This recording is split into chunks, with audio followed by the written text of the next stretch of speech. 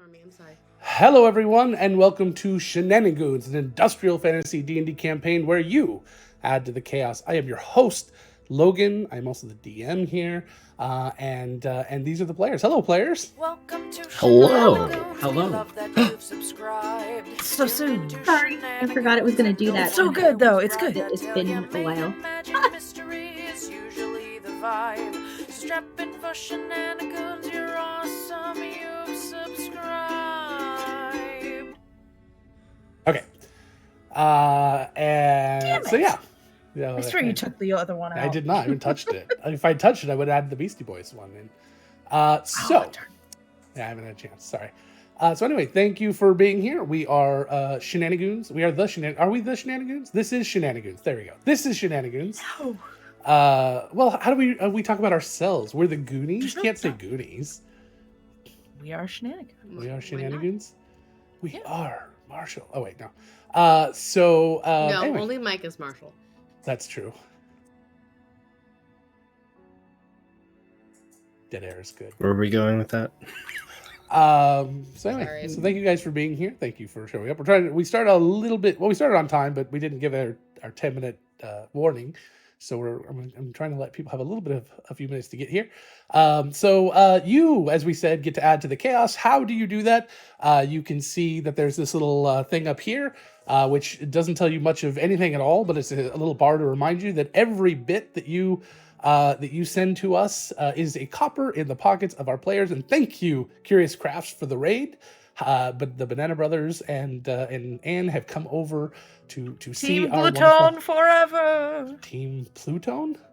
Gluton. Glaton. You might be biased. Might be a little biased. Just a little bit. Okay. He Yeah. cooks me meals. I can't really complain. Completely threw me off. Don't remember where I was. No, we're on a train. That's right. And It you was can add to the chaos derailed also by a line. by using the tip us button below. Is that what it says down there in the doobly doo? Tip us and tip the scales. Tip us, tip this. No, what does it say in the doobly doo? Does it say donate? Does it say tip the show. stream? Tip us. Tip this and show. tip the scale. Okay, so tip this show. You can tip us $10. Will gift a reroll to any player or the DM. $15 will spin the wheel of causality. You choose a PC and spin the wheel, and something they have to deal with for the rest of the game. $25 you get to introduce an NPC, which you'll be seeing tonight. As last time, Matthew donated $25 and did that. And $50 is a time stop, allowing a player in a very crucial moment to stop time and perform a miracle and do something amazing. Basically giving them the powers to create the story themselves in that small sort of frame. So so thank you guys for everything. The last few sessions have been, well, all the sessions have been amazing, but the last few have been particularly amazing with all the contributions from people just like you who've been watching and being amazing. Amazing. So last time we did our save point, which is a great place to start if you're new. We did a big recap of the entire game, which we will not do again today. And then the characters got their next mission from the Birchfield. And their mission was to basically do an extended escort mission where they were bodyguards for an ambassador who has been retired for years, who is going to a music festival. A very sort of Welcome to Shenanigoons. We love that you've subscribed. You tuned into Shenanigoons, and no one here was bribed. I tell ya, mayhem, magic, mystery is usually the vibe. So strap in for Shenanigoons. You're awesome. You've subscribed. nope. Damn it. And You were hoping. and thank you very, very much for that. And you also got your promotions, and then you got this nice cushy job. However, halfway there, actually right as you arrived, Merrick was given a little hidden message in the form of a coin. Welcome to Shenanigans. We love that you've subscribed. Here at Shenanigans, no one was bribed.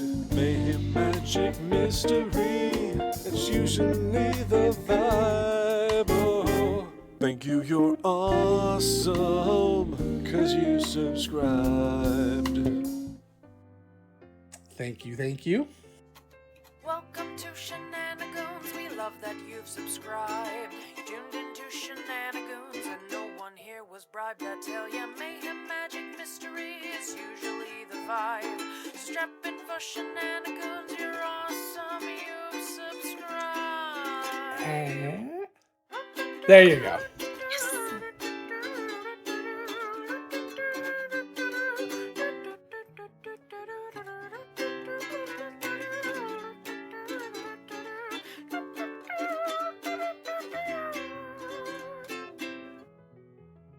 Awesome. I was almost wondering if Now you put I'm it in an good. extended edition. Just goes on for like 3 minutes straight. I really hope everyone can hear that out there in TV land, in internet land, in Twitch That land. is, yeah. Please let us know if you did not hear that. Or Seriously, if because otherwise it's we like look we're really dancing strange just going silent for 30 seconds. Everybody heard my cough. You know how there's a push to like cough button? Right, you push when you I cough? pushed to talk to cough. Yeah, of so course. You're welcome. Mm-hmm. Good. Gloton banana. Banana. Okay, so halfway there, Merrick received a message through a thieves' cant sort of way, letting them know that they are actually on a different mission if they choose to accept it. Oh, that's what I should have. I should have done a Mission Impossible. And well, Merrick's still holding it. We're starting right where they were, so yeah. Merrick, make a deck save. And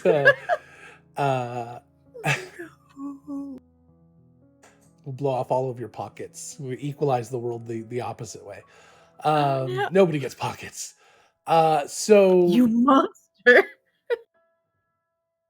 Where will I put my food? in your satchel of holding, in your Or in your mouth. Well, Oh, there you go. yeah. But what You about talk, later dude. food? That's a later Future food. We Arthur should have said problem. Yeah. Future food? Future God food. damn it. Yeah. I'm just like I'm like half a step behind today. So anyway, that's what we get for taking a week off, you know? So anyways, you got a secondary mission where you will be Arthur will be returning to where he has been for the past few weeks, to the city of, I want to say Zabrath, but I know that's not in it. No, not in it, not it. Ebrath. Ebrath. Ebrath or something like that. That is correct. Yeah. Did I just... Okay, no, I didn't do anything backwards or weird. I don't remember how we got that. Oh, that's right. We're using one of the online finders. And returning to a lost temple, I believe, or lost citadel or something, inside of the city. Or no, it was the lost city of Ebrath. That's what it was. But it's been found. I mean, but there are still parts of it that haven't really been explored. And it was behind the couch with Jesus.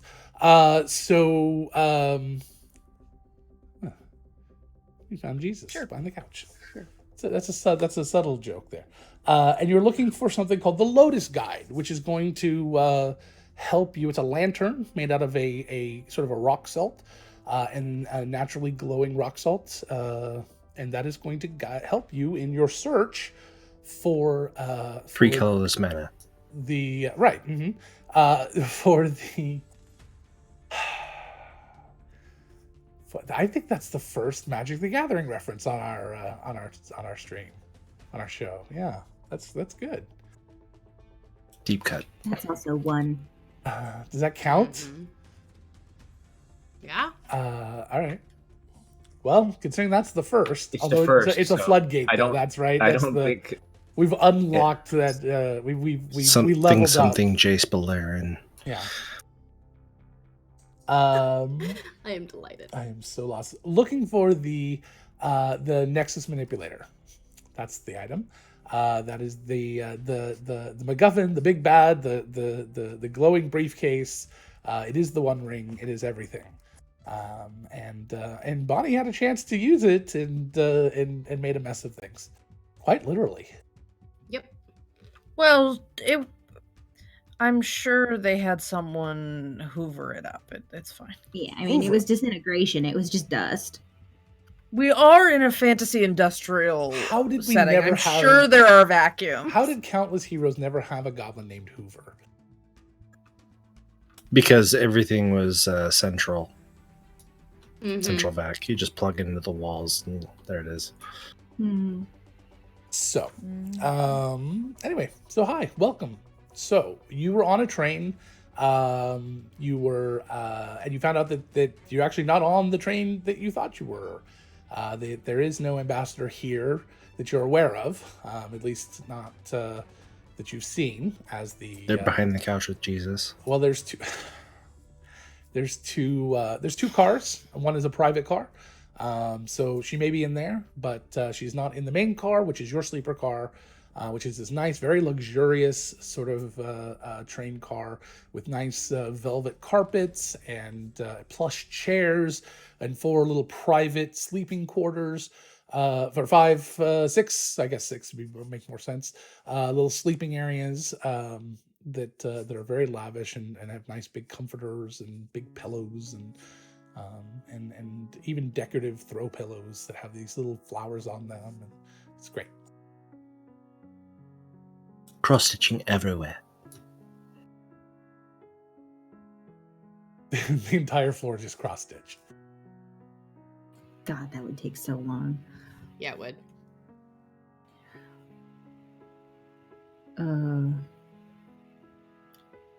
So I guess Right. we're not going to a music festival.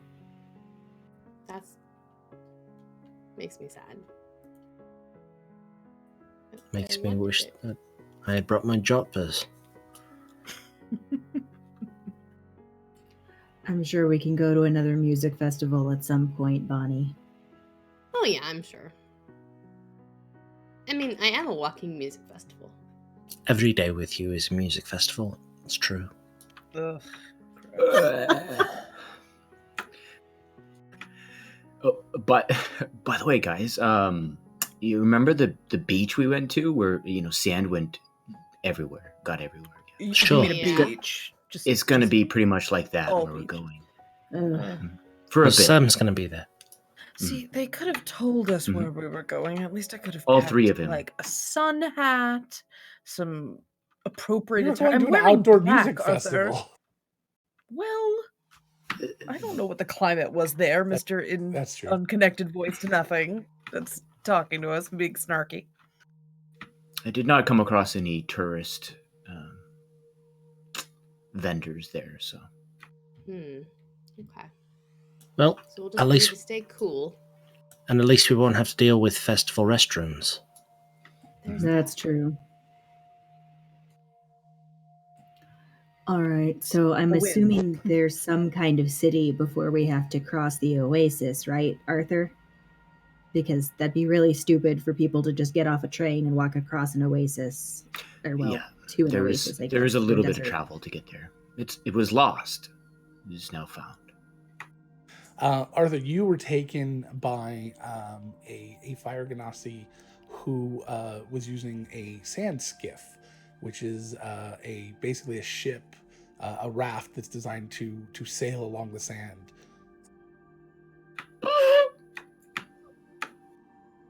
Hold on, wait for it. So sure, That was It's wonderful. he sits there and he makes that sound with his mouth the entire time. God, Arthur. I'm so mad it didn't work the first time. He's My like a- lips just wouldn't work. It's one of those pull We'll to starts, and we'll you have fix to. it in It post. takes forever.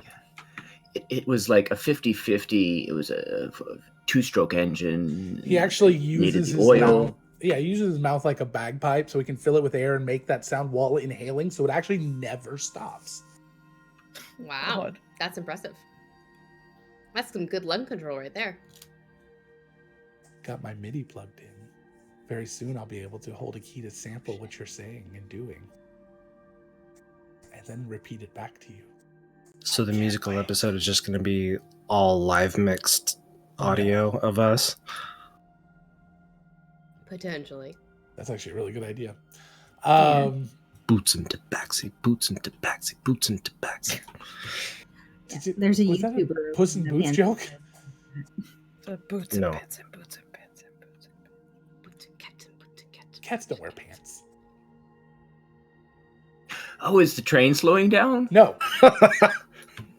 Not yet. Oh, I guess not.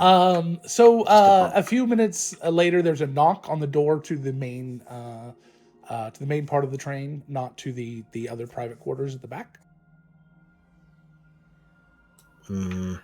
Guess my food arrived. You haven't actually ordered any yet, but there is a knock on the door. I did when I gave him my ticket. Your ticket please, hasn't been taken yet. Please enter. So the door opens and in walks this in kind of a long-tailed sort of almost tuxedo suit jacket, along with a little bow tie, and this really long sort of pink feathery neck is a flamingo a flamingo aarakocra, who has a little white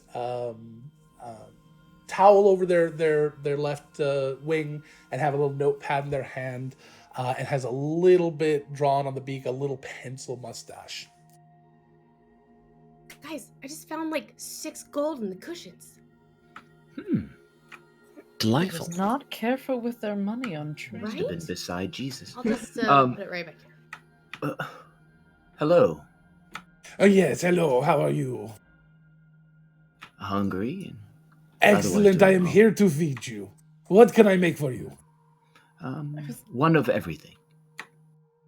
You wish to have a sample of everything. Hmm? Excellent. And he starts scribbling. How big is your menu? There are 17 items on our menu. Okay, he can handle that. Please list every item. You said he was here to feed us, and I was half expecting you to start making like regurgitating. I saved that for the cat episodes only. Excellent. I feed you like baby aarakocra. Open your mouth. Oh. So sorry. I mean, I'm not, but I am. I'll take a coffee, please. A coffee? Yes, please. A latte? A cappuccino? Ooh, a cappuccino. And he kind of like judgingly writes it down. Do you have something akin to a Monte Cristo? Oh yes, my Monte Cristo is the best. Perfect. I'll have 2. Excellent. You're learning.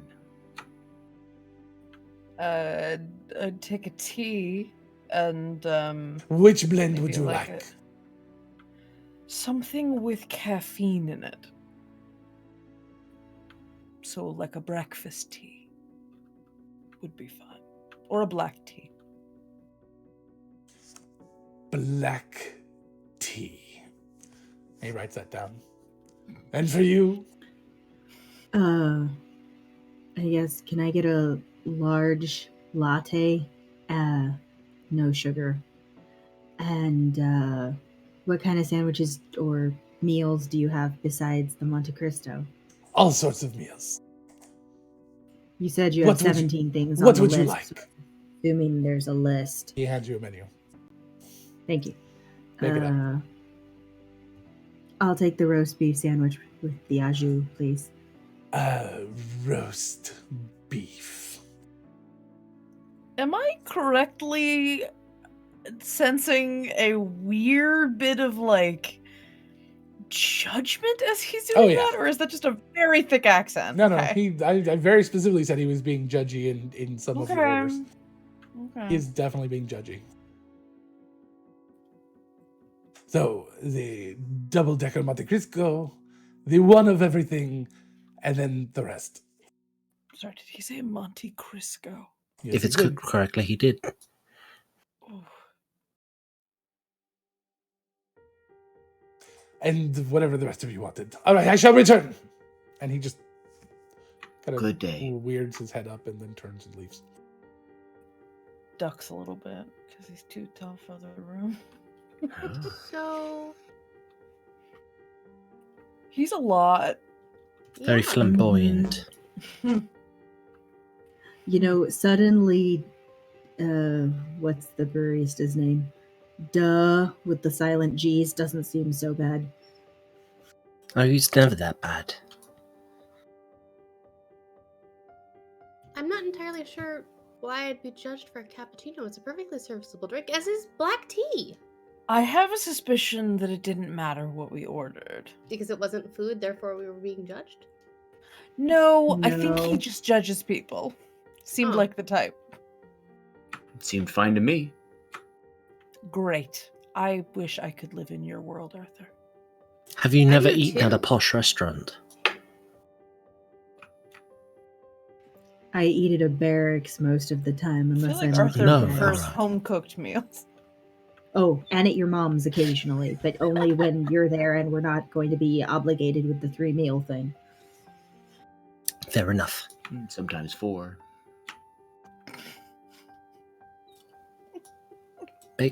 So a few minutes later, what was the drink Val ordered? Large what? A large latte. That's what it was. So a little while later, just a few minutes, a cart is wheeled in, and on this cart there are it's basically just a little service tray, and there's a full espresso machine set up there, and he starts to actually make the drinks right in front of everyone. There's also, he puts on the table this huge tray of pastries, including some croissants and some cheese danishes and some beignets and a few other different things. And so he kind of puts that down, and then he starts making the drinks. The black tea he opens is basically a tea bag. He just kind of drops into some hot water, and the cappuccinos and the other things he makes, and he doesn't seem to enjoy making them. And then he serves those drinks. For Val, for your large drink, he brings it in a stein, and he kind of just puts that in front of you. And then he looks at Merrick and Arthur. Is there anything you two would like to drink?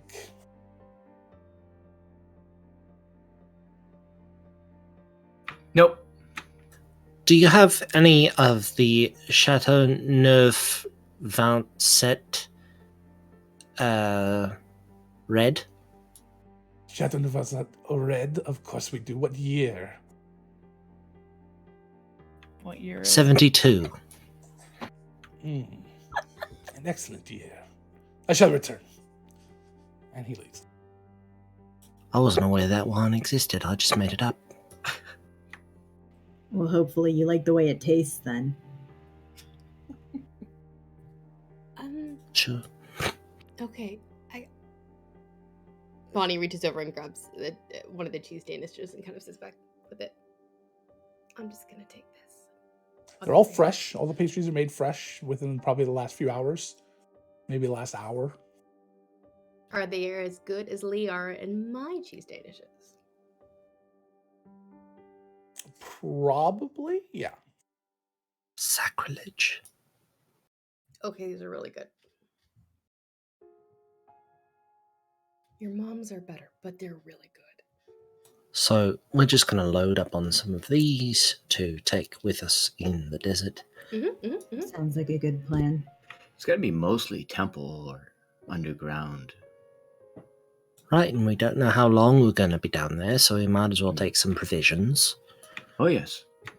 I can create food and water. Can you create this food? As Merrick starts to reach for I don't know. another, what are you reaching for?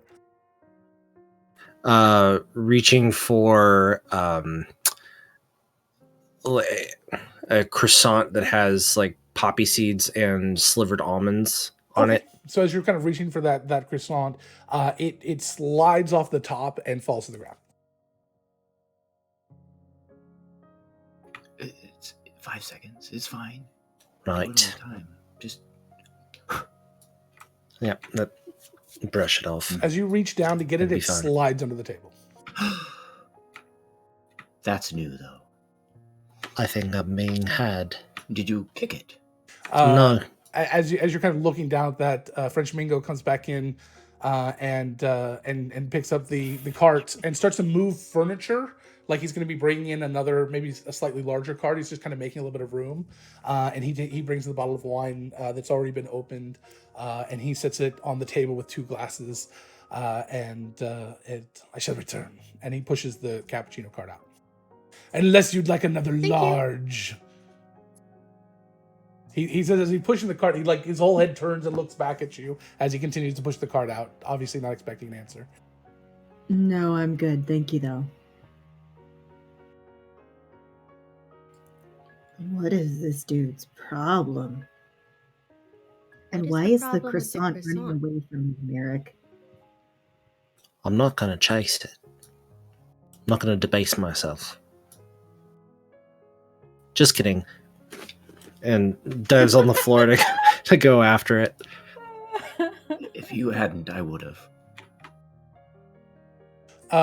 Okay, so Merrick, as you get on the ground, to start to hunt for it, the pastry, the croissant, stands up on end, sort of wobbly, and then starts to roll. But it rolls not fluidly or consistently, more like somebody is actually moving it, like with two hands over and over again. So it like doesn't actually like traction and roll and move as far as you would think it would. It just kind of looks like it's rolling as it slowly moves a few inches away from you. But it's like jerky. Not the food, but like the motion. What in the nine hells? It falls to the ground and you hear laughter. Like light, very young laughter. You can't tell exactly, but it's definitely a childlike laughter. It's very faint, only you hear it. All right. Who goes there? That was a good trick. I would like to compliment whoever pulled it.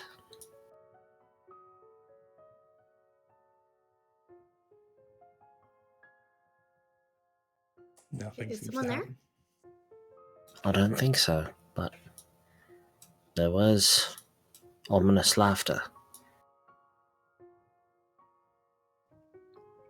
How Ominous. ominous. Like the tinkling bells of a small fey child. Ominous. So, like when you laugh.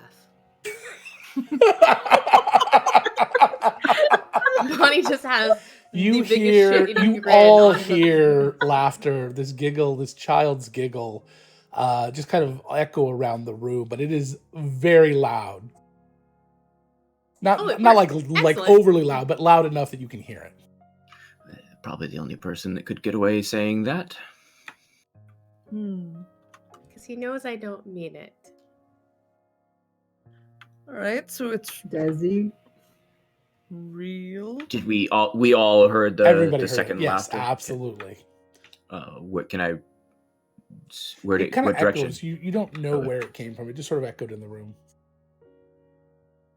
Sort of like it. You could kind of pinpoint it, but it like just kind of circled around the room. Just was everywhere. Okay. Can I pull out my lantern of revealing? Sure. Hey. Finally get to use it. We've had it Merrick, are you since the staying on the beginning. floor? Merrick is a little bit like taken aback that this has happened. Like he's like, Just gonna hide under the table for the rest of the day. it's finally happened. It's finally she's started to banter. And- She's a bard. She always She's banters. learning. No, but when you're a rogue, it's referred to as a canter Oh. or a horse. Yeah, well, you know. Ghost horse. You saying that Bonnie's a good ride? Ghost horse. Oh. Anyway, But I'm lantern. That referencing other lantern's great, podcasts. Val. That lantern's great. It's a great lantern. Yeah. So Merrick, you're just staying under the table? Yeah, Okay. for the time being. All right. In dreaming. So Val, you pull out your lantern. Explain to me what it does exactly. Let me pull it up. So the lantern of revealing sheds bright light in a 30-foot radius and dim light for an additional 30. So the entire Invisible car. creatures and invisible creatures and objects are visible as long as they are in the lantern's bright light. So that's the 30-foot radius. And I can use an action to lower the hood to dim it if I want to. Okay. So you pull out your lantern and you light it, and as you light it, it blows up.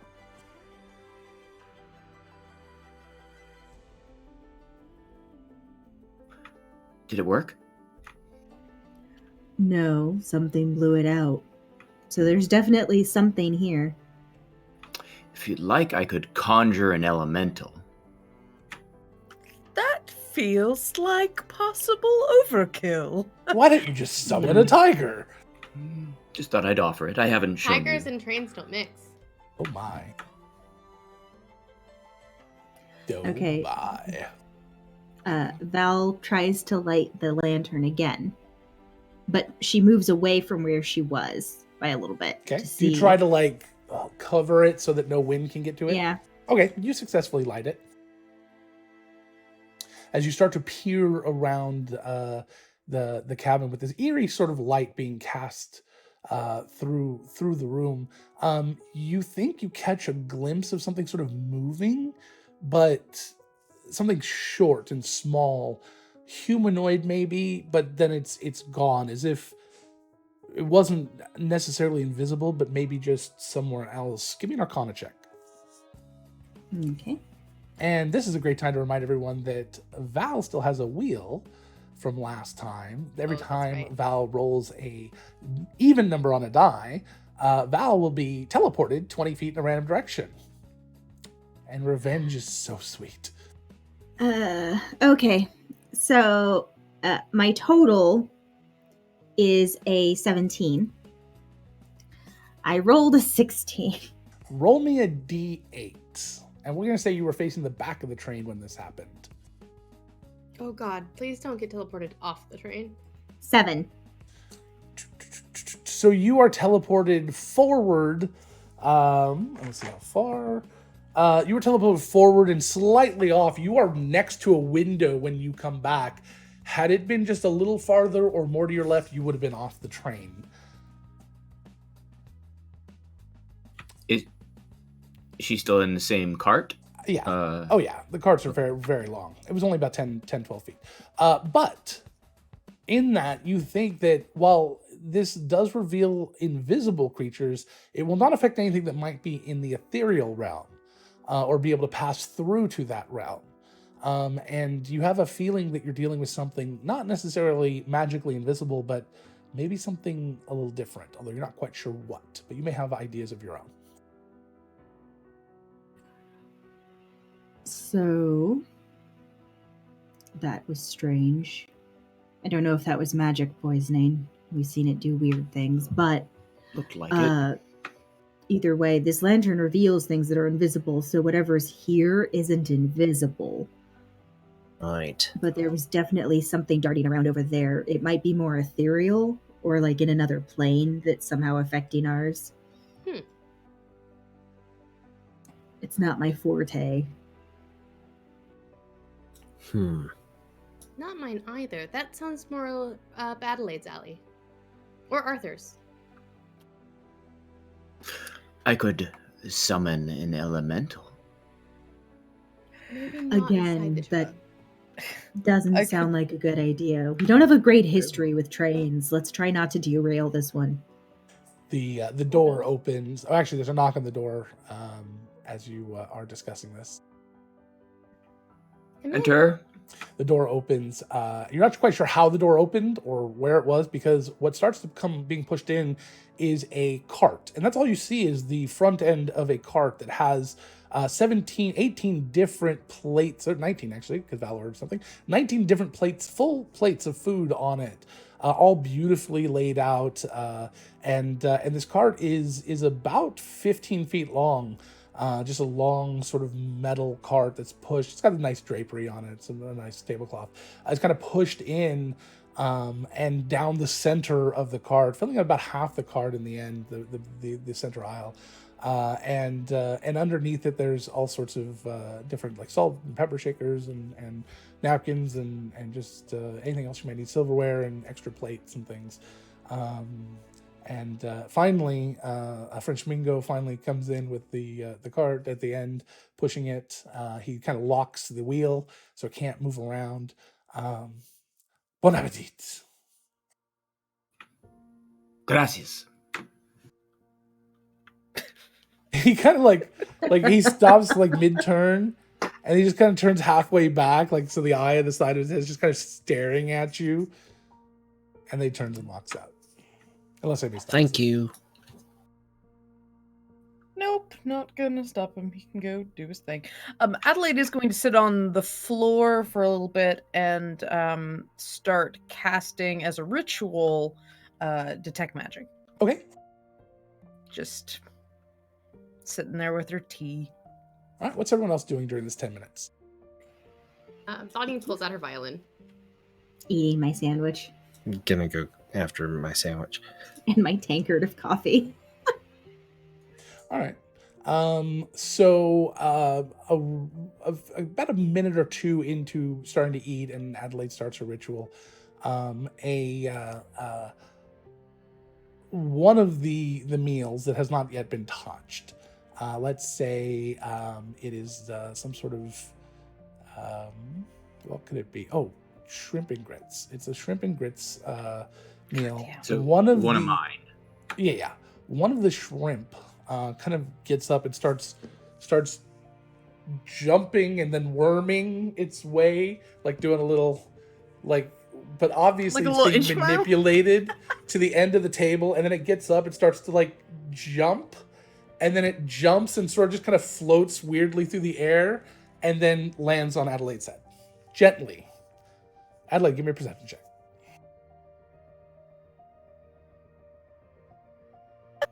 Actually, what's your passive perception?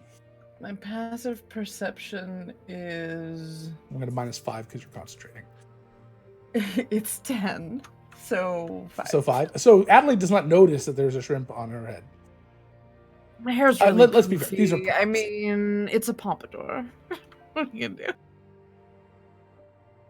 A mage hand. This can go one of two ways, and I'm very excited to find out which. I chuckle, having seen the bagel and the laughter and everything. Mage hand from behind Adelaide, and I go take an additional shrimp and set it on top of the first shrimp.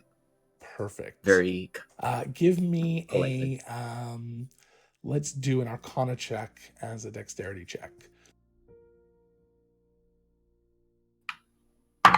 Bonnie is still playing with just one eyebrows very much raised at the moment with a slight smile. 14. Just muttering. Just shaking All right, her so head as Adelaide she's does not eating her notice sandwich. that one either, but I am making it a little bit more easier every time. As yet another one starts to do this little wormy thing at the end of the table and gets up, it goes over and tries to stack on top of that one. Glow, little glow, brighter, brighter. And that one is expertly stacked up there as Impressed, Adelaide though even I don't moves, know I'm impressed. Adelaide even moves a little bit, and they still seem to be staying. Maybe it's the grits kind of holding them together. Oh, But they are God. they're staying up there. Nice But little it's cement teetering a between little the bit, bricks. like you actually think, Arthur, that as Adelaide kind of looked down to do something really quick, it like teetered a little bit, and you think you heard a. I accept your challenge. Bonnie starts playing the Jeopardy theme song on the violin. Okay. And again, try to Arthur, put give me one an on Arcana top. check. This time we're going to do at a disadvantage. do I Alright. notice that Bonnie has started playing a very I am adding playful? I'm adding into every one of your things here. A 9 is my disadvantage roll. Okay, so at that point, Adelaide, you kind of like look over and you hear this music. You realize everybody in the room is looking at you, and you see a shrimp being carried by a mage hand over to you, like closer than you would want a shrimp being carried around you. As you kind of like lean back a little bit, are you going to move enough to disrupt your ritual casting, or to stop this, or are you just going to kind of keep going? No, no, I'm not gonna disrupt it because clearly whatever's happening here, like I need to know what's happening in this So, room right as now, you so. follow the hand and the shrimp, and you're kind of like looking up, and you're like not understanding where it's going, you hear this kind of plorpy splop behind you as you feel something slide off your head, and then you hear giggling. Adelaide, I don't think I've ever told you that I very much admire your pompadour. Give me a concentration check, because that pun was so bad. Concentration or a concentration check or a save? Whatever you normally do for concentration. I think it's a con save. Con save. Mage Hand picks up the shrimp because I don't want to waste food. That's a 9. I was gonna say it was a straight 10. Ooh. Oh, reroll. A reroll. Oh my God. Oh, nice. All right, so we're gonna pause and rewind. Arthur, Re-roll the shrimp. I think that's what they're asking is for you to re-roll, and that means you'll do a straight roll, not at disadvantage. So go, just give me a straight roll to see. 13. 13. So I was God giving damn a it. 10. So okay, so we're rewinding a little bit here. The fourth shrimp is now on top of Adelaide's head as she is just straight concentrating. There at this point you do hear that giggle laughter. At least Arthur and anybody near Arthur. So everyone at the table there kind of hears that as Bonnie continues to play. Adelaide, under her breath, hearing the giggle, is just like, Well, you're not at the table, right? "Oh, I'm not at the table." So you didn't okay. hear it. Right. So, Okay. Gotcha. Just working But that on my you start to hear that you're starting to become aware of the theme song, and then you start to hear as yet another shrimp is being picked up. The last of the 5 shrimp, the gigantic prawns that are on here, is being picked up, and you start to hear this obviously somebody trying to stifle a giggle, like they're trying to hold back from laughing, and you just kind of hear. And it's getting a little bit louder and closer to you, and that is when you will notice this prawn sort of floating towards you.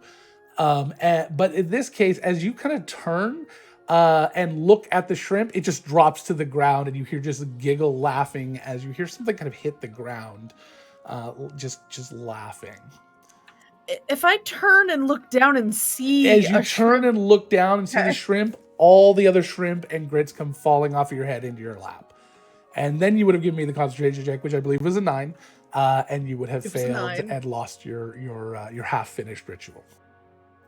Mm-hmm. Wasn't a lot of grits, but it was enough to hold them together. Adelaide, that's how we get ants. And you hear Bunny, bum, bum, finishing the Jeopardy song. Adelaide casts prestidigitation on her hair. We'll count grits in the hair as soiled. That's fine. I think that's. I think that's soiled. So There's you enough kinda grease clean in off the your butter hair, of that grit. schlupping off the grits onto the ground or into your hand. Where are you putting these grits? With this prestidigitation, it doesn't make them vanish. It just moves them. Okay. Dirt. It's like it just becomes dust off of you. But no, this is like. Now this last shrimp was clearly not Arthur's doing. No, there is a Right? mage Like, this hand is kind of not- floating nearby, but no, this was just floating. Then I'm going to fling that grits at Arthur. Oh, awesome. Okay, so Arthur, give me a dexterity save. Oh my god. So So it's not at all how I thought this game was going to go, but this is awesome. food fight. I don't have very many spells. I don't want to waste them on Don't waste them. food fighting. All right. I use Shadow Blade. Conjure elemental. It's a Grits window. is not an element. No. It should that is a be. straight It is in the Shrimp skies. is there's a heaven, so clearly it's a plane. total of 12. The world with only shrimp. So 12. So you actually, Adelaide, give me an Arcana check to fling this grits over there. Damn it! Good night, Fletcher. Nat 1, so that was an 8. Okay, God so it damn. misses as Arthur kind of dodges out of the way, and the grits kind of fling over to the follow wall. About around that time, there's a knock on the door. The giggling stops. How big of a splotch is it? Tiny. It's I'm behind just a gonna big go fern. stand in front of it, like nothing Okay. happened. Nothing to see here. Nothing happened. I've been telling people to enter, so I'll continue to do so. Enter. French Mingo comes in. I'm checking to see if you are enjoying your meal. I am Thank you. enjoying it very much, as is Adelaide. No. What are you not enjoying about your meal? This Monte Cristo is not flammable.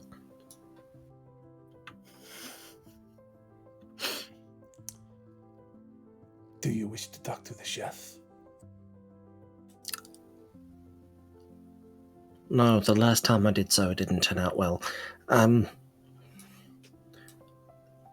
Is there a comment card? I will fetch you one. Grazie. And he looks real quick to see if anybody else has anything, comments or anything. If not, he will turn and leave.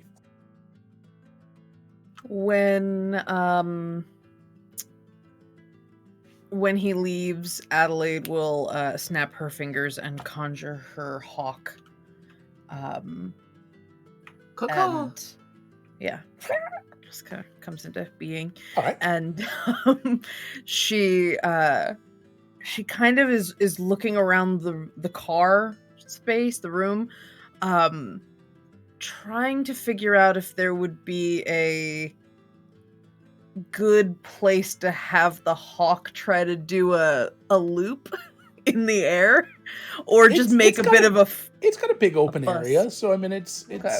it's those things are always. I always find train cars to be a little bit. They always seem from the outside smaller than you think, but inside they're really big though. So yeah, a hawk could do a tight loop, or at least fly back and forth. It wouldn't necessarily be able to glide around too much. As a reminder, is this like a bed car? It is a sleeping car? It is part bed car, so like a third of it is the 6 sleeping rooms, and then the other 2/3 of it is a large living space. So there's a little coffee table, a couple of sitting chairs, a couch, a phonograph, and now, but in the middle of all that, there's this long cart that has all the food on it. Then she's going to ask that she's going to request of her familiar to do a loop around the room, and this is a telepathic request. Do a loop around the room and then start playing on the floor, rolling around a little bit and acting silly. Okay. So the hawk starts to be goofy, flies around a little bit, and then lays on the ground and starts to roll around and be goofy. She just pays attention to see if she garners a giggle from that or anything. Give me a perception check. Sure. 7. Man, I suck at perception. Anyway. So she just watches the hawk. So, about what we are being tasked to do. About how long is the journey, Arthur? How long was my? I would say Across the desert. It's a by skiff. If it's a straight shot, it's only a few hours. About a couple hours, and then we get to the lost city, and I mean. Fair enough. But like you said, who knows how long it's going to take us to find the salty beacon. So, Adelaide, since your hawk is still there being goofy, around that time you start to see the feathers kind of be not ruffled in a bad way, but just kind of moved around a bit, and you hear, "Oh, kitty."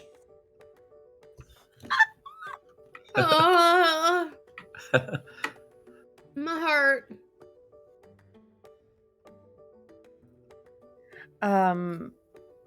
Adelaide will whisper, sit at the table with the rest of them, or sit at the food with everyone. Honey, I think I may have distracted our little friend. And she'll point over at the hawk, acting a goof. That's cute. Don't know if you want to try talking to them. I could see if it worked.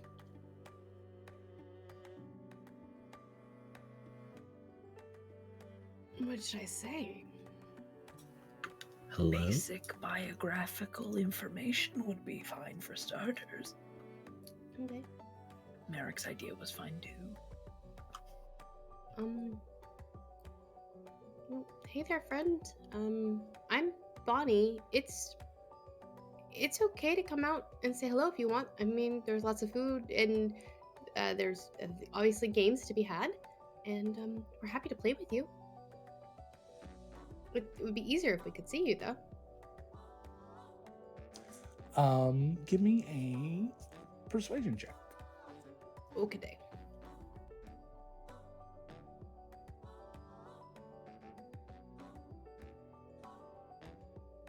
Uh,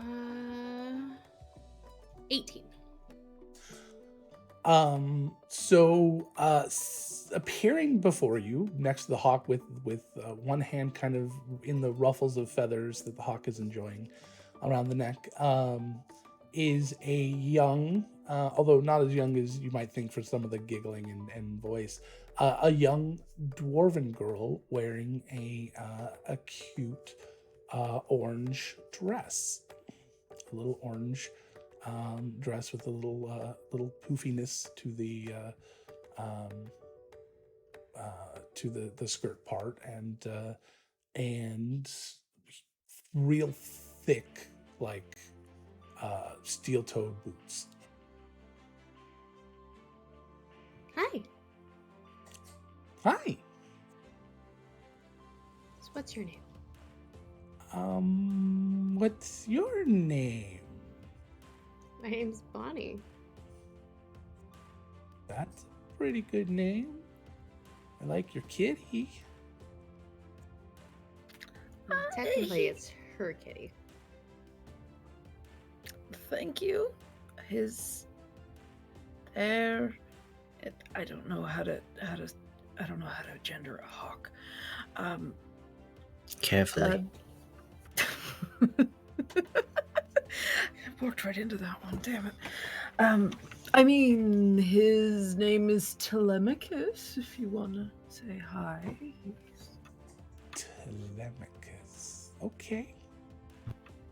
He might like those shrimp. I'll toss a shrimp towards the hawk. Okay. As soon as you toss the shrimp over the hawk, it like jumps up and is like goes over and starts kind of pecking at it, and she giggles. In Dwarven, I say that my name is Arthur, and I compliment her boots. Oh, thank you. They're my favorite. You're part. welcome.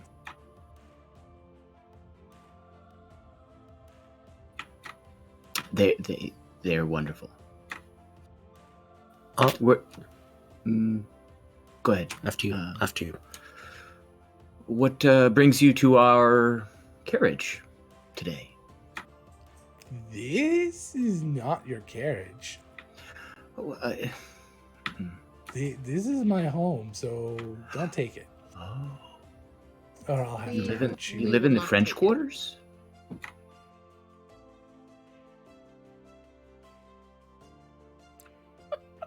Ooh. Oh. No, he's in the next car.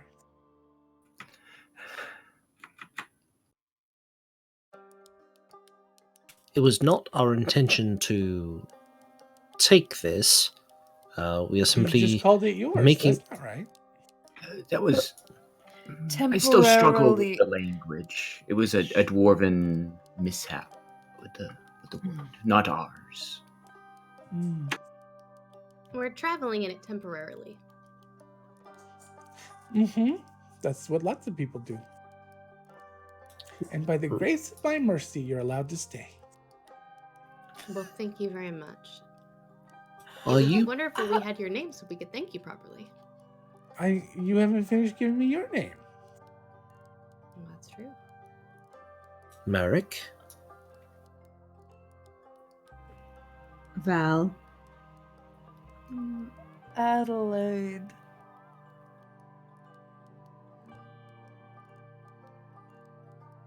That's all of us. She kind of looks around. Yes, it is. I'm Clementine. It's nice to meet you, Clementine. Thank you for letting us travel in your carriage. Hmm? Are you... See, might be an odd question, sorry in advance. Are you by chance the ambassador? I don't know what that means. Right, perfect. Clementine, how long have you been on this train? Since it was created. Uh-huh. Do we... My daddy helped build it. Wow.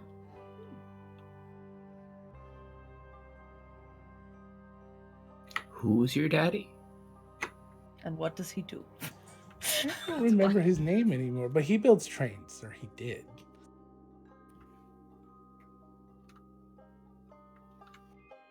And I'm emotionally compromised. Is there anything we can, any way that I could pay you for, or thank you for letting us use your carriage? Mm-mm. Just leave it in a good condition. She kind of looks over at the grits on the wall. I'll make sure those get cleaned up. They'll clean it up. It's okay. They've done much worse in here. Some of them did. So, for example, what would you do if we were to not respect your hospitality? I just want to know, so if we were to mistreat your home, not saying we're going to. If someone were to. Purely hypothetical. Do you play more games with them, or do you... I only put play them one time game out, with them. or- It's out. Yeah. does More it involve- under. Jesus. Duly noted. Mm-hmm. Really glad we have no intentions of doing anything in your car then, your home. It is a pleasure to be in your graces. Would you like to see a coin? Oh, go ahead. No, go ahead. Would you like to see a coin trick? Yes. And she gets up and walks over to you. All right, and he's gonna just try You to. can hear the stomping of her boots. With every step, it kind of shakes the floor a little. It's like it's a heavy step with every step. Now that she's corporeal. So Merrick will attempt to do a coin trick that Give me a sleight of hand basically just to vanish. Actually, give me a performance check. Oh, you would. Well, you're trying to entertain. You're not trying to do magic. Poorly done magic can still be entertaining, but your goal is to entertain. I just moved, so I need to recollect my dice. That is a 19 on the die for a 21. So she really enjoys it. Well, thank you. That was a very good trick. I know many more. So then she holds out her hand for your coin. All right, and he'll hand the coin over. What type of coin is it? Does it look expensive? Is it a gold? Is it silver? It's a silver. Silver. Okay.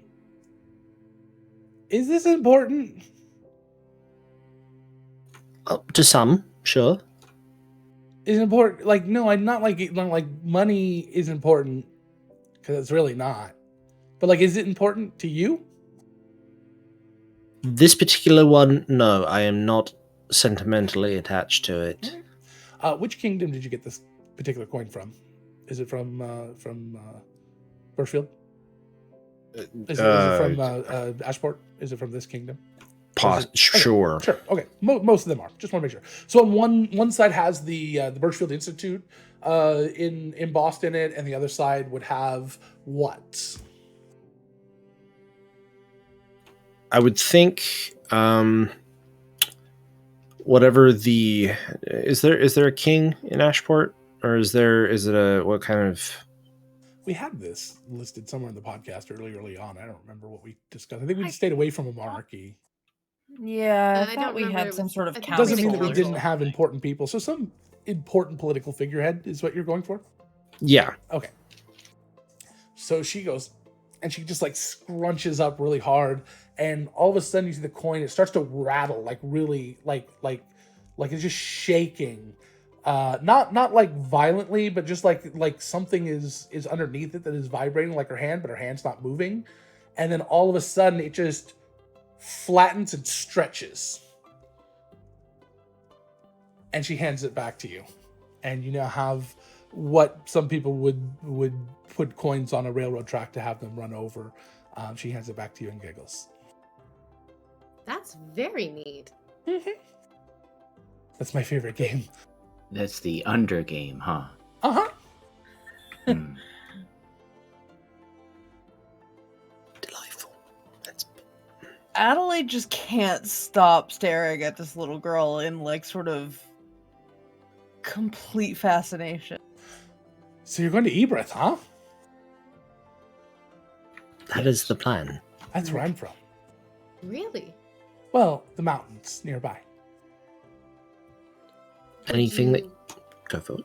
Would you like to come with us? Maybe we can drop Oh, you off I the know, I mountains can't if you leave. wanna- Oh.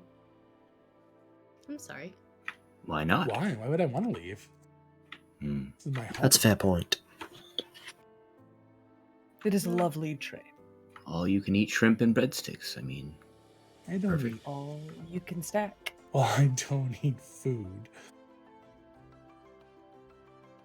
What do you eat? Stuff. So, what are you going there for? To we're looking to pick up a certain mineral.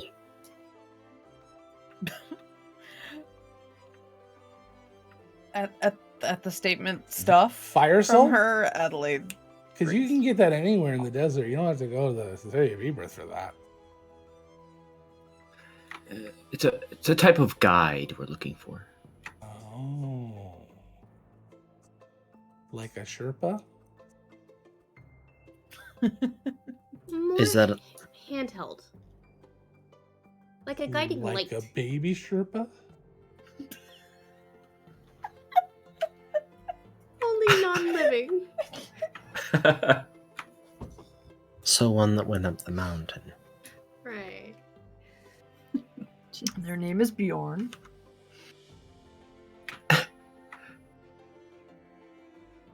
Bjornson.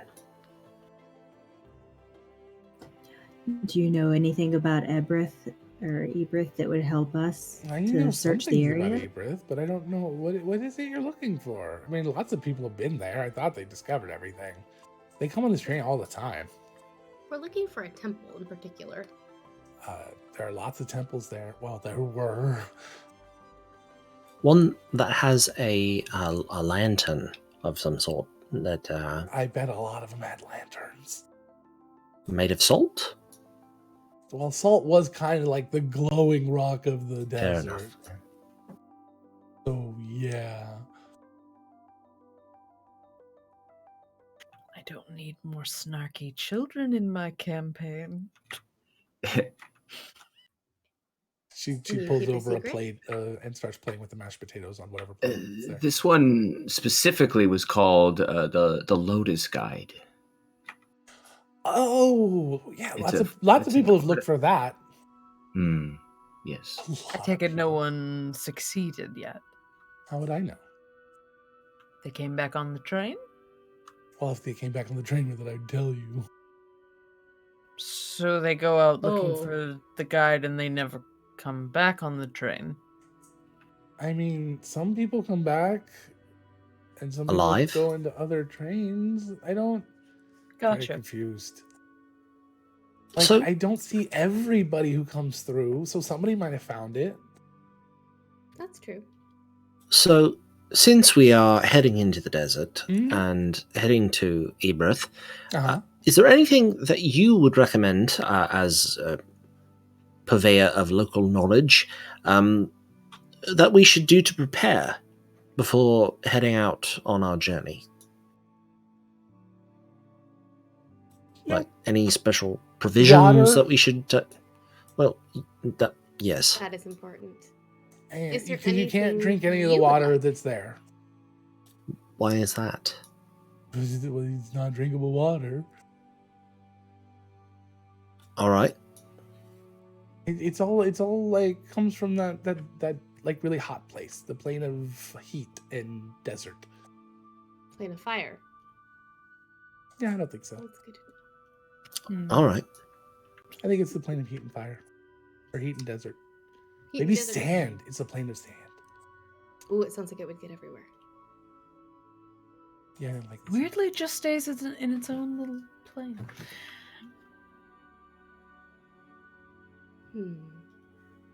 Is there... Since you're from the mountain Yeah. past Ebrath, is there anything that you would like us to bring back to you? Something to remind you of Coming back. home? That's so cute. Oh, I mean, probably in one way, shape, or form. Are you going to the mountains or are you going to the temple? If we happen to go to the mountains, we might be able to bring something back. I'm not saying one way or the other, but if we were to go to the mountains, and, is there anything that you might want? You're not going to go. You're going to be going the other way. Oh, The my guardian apologies. the guardian that came from the mountains to the temple followed the river. That's how he found it. Duh. Oh, okay. That's perfect. So, is it a river of non-drinkable water? Yeah, the river of fire. But Okay. you done no research? No. We This didn't was sort know of a that Oh, blast. you're gonna it's all die gonna so be- quick. That assumption has been made before, and we've proven it wrong. So we're just gonna go with the best we can.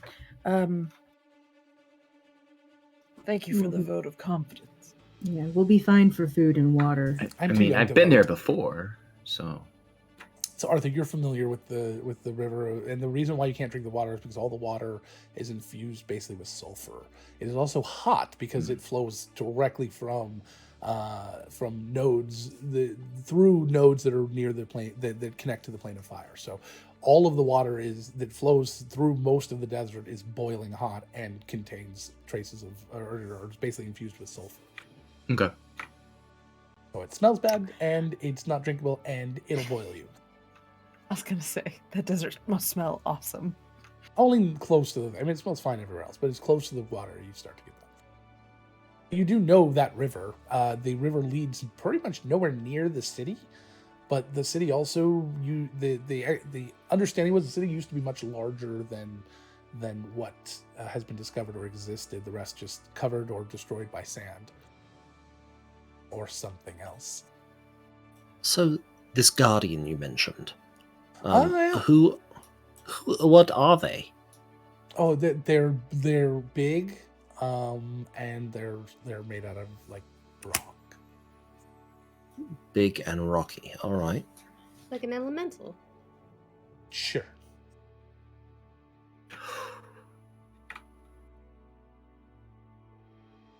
No, Makes not the sense. right time. Right.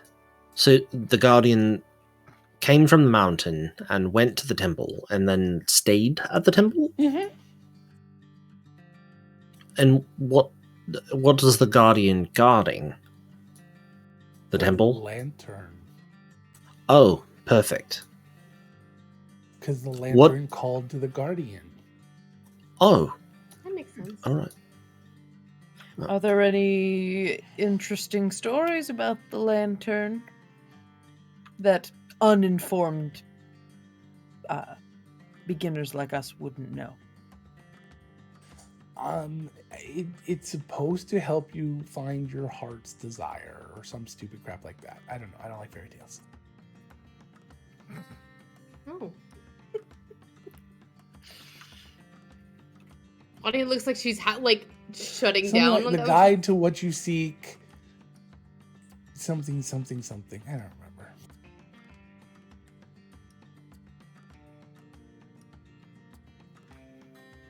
Do you know anything else about the temple that we might need to know before heading in? Nope. Like if we were to want to pay our respects to whatever the temple was to, is there anything that we should do? I think the temple was just designed to house the thingy and guarded by the thingy. So, but I know like that a anybody that vault. goes there will have to talk to the guardian first. All right. And what does how does one converse with the guardian? Do they speak a specific language? Do they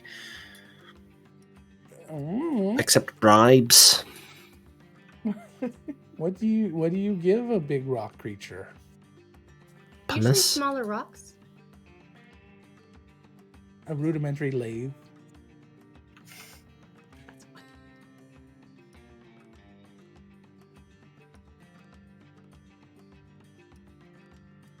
A way to get back home, if it wants it. I really don't. You have to talk to him. All right, fair enough. I got no clue. I know.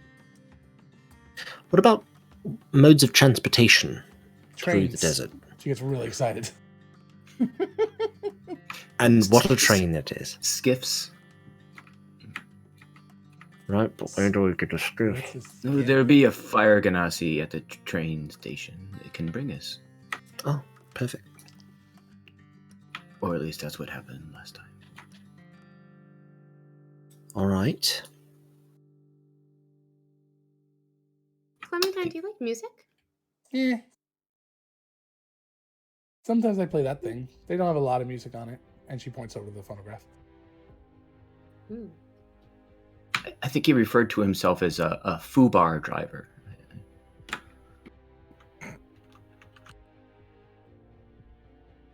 Oh my god. Was that the right time? Or was that a different joke? That was a different joke. All right. Well, if anyone... She is still, while you're talking, very intently crafting this mashed potatoes into something. So, It's very if important. anyone happens to come on the train with one of these symbols on, and shows the Birchfield symbol, could you not tell them that we came through?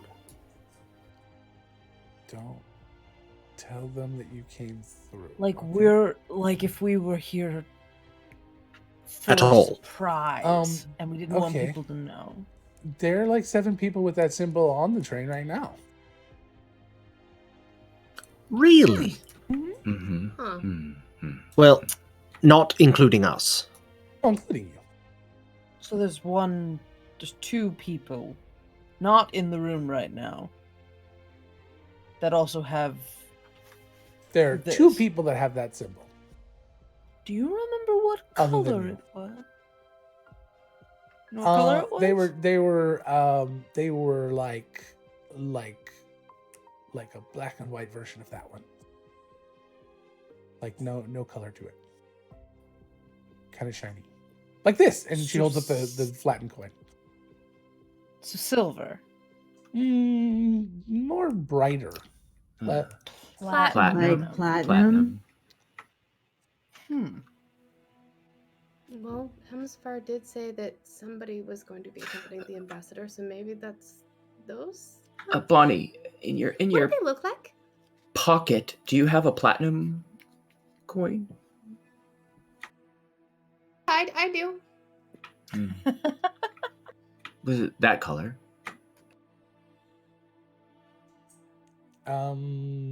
Gross. Yeah, sort of. Alright, a pair of platinum proctors are here. There and there. And she points to the next car over. The one that's locked. Would you like to go say hi? If you remember last time, you already knocked on that door with no response. Mm-hmm. That the room the ambassador was in that Val Supposedly. tried to. Okay. What is it that they look like? Tall and sort of people-ish. That tracks. That works, yeah. Are they They're not conscious? furry. I don't know. I'm here right now. How would I know? If you've gone through, I don't know if you. It was like hours ago. Oh well, my apologies. I didn't know. You just only recently appeared for us, so you could have been in there 10 minutes ago. Yes, but then how would I know what's going on right now? She has a point. Damn it, you're right.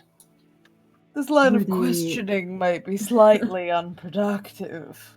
Were they still there when the train left the station? Do you know? I don't know. But I think so. I mean, nobody's come through here. It's the only way out of that car. Well, there's two ways. Dark. Under. Fuck. Could you go check now and let us know? Fine. Thank you. Miracle, maybe perform another coin trick or something. Mine's better. And she walks off and vanishes. Adelaide just sits in the chair and just slowly puts her head between her knees. Just like, oh my god. They remind me of someone, I think. I don't know. Is anyone else concerned about the fact that she said she eats stuff? Oh, that's just one of many things she said I'm concerned by. Lots of people eat stuff. Mm-hmm. Yeah, it was the way she said it. I don't know what she is. I've been trying to figure it out, which Precocious. is why I've been so quiet. An omnipotent Adorable. train spirit, obviously. She may have been referring to stuffing. Mm-hmm. What does this train run on? Tracks. No, Stuff. what kind of fuel does it use? On time. Snowpiercer. That You was have a no idea. genuine question. Okay. That was tested to the DM, sorry. Well, it was Bonnie voice, but I have no idea. There's not much difference. It's the inflection. We have not come up with that yet, so assume, I guess, steam at this point, but probably with magical ways of generating it, heat metal and permanency and stuff like that. Do you think that she said her dad made the train? I've heard of some places where they use bound spirits and elementals to run transportation. Do you think she could be the, like, if she eats stuff, maybe she eats fuel for the train and makes it run, and that's why she can't leave? She Maybe. seems like she didn't want to leave. So maybe she's content where she is. Yeah, Well, maybe she is the train. that's kind of what I meant. It's possible. I don't know enough about that kind of magic to say whether or not that's the case. And I'm not sure we'd get a straight answer out of her if we tried to ask her an existential You pretty question much like that. guarantee we wouldn't get a straight answer out of her. Don't necessarily need a straight answer. No, but we've gotten I'm enjoying enough talking with salt her. for me to have my fill for the rest of the year. Well, I'd much rather be chatting with her than the alternative. So there is a knock on That's the door true. at this point. Enter? Have you finished with your meals? In what French mingle? Thank you. And Adelaide will place her teacup on. Is there the tray still there? Or The was it large just- tray is still there, yes. Okay, The sorry. big ass table tray. 15-foot long. Put the tea down. It was lovely, thank you. I would have sampled all of mine throughout the course, just kind of Okay. munching on it. Certainly. It was delicious. Excellent. And he takes the cart and he starts pushing it out. Excuse me. Go ahead, Bob. No, go ahead, go ahead. We probably had the same question. Yes. Before we got on board, we heard some very interesting stories about this train. Silly things, I assume, but Have you heard anything about a ghost on the train or some sort of, I don't know, playful urban legends of that nature? No, I have not heard anything like this. All right. Apparitions of any sort doesn't have to be a ghost. Nothing that I am aware of, sir. Can I interest anyone in dessert? Absolutely. Merci. Pourrais-je, s'il vous plaît, avoir un autre chocolat de pain? Oui. And he starts pushing the card out. Merci. And a creme brulee. Bless you. So 2 minutes later, he finishes pushing the cart out, and the door shuts.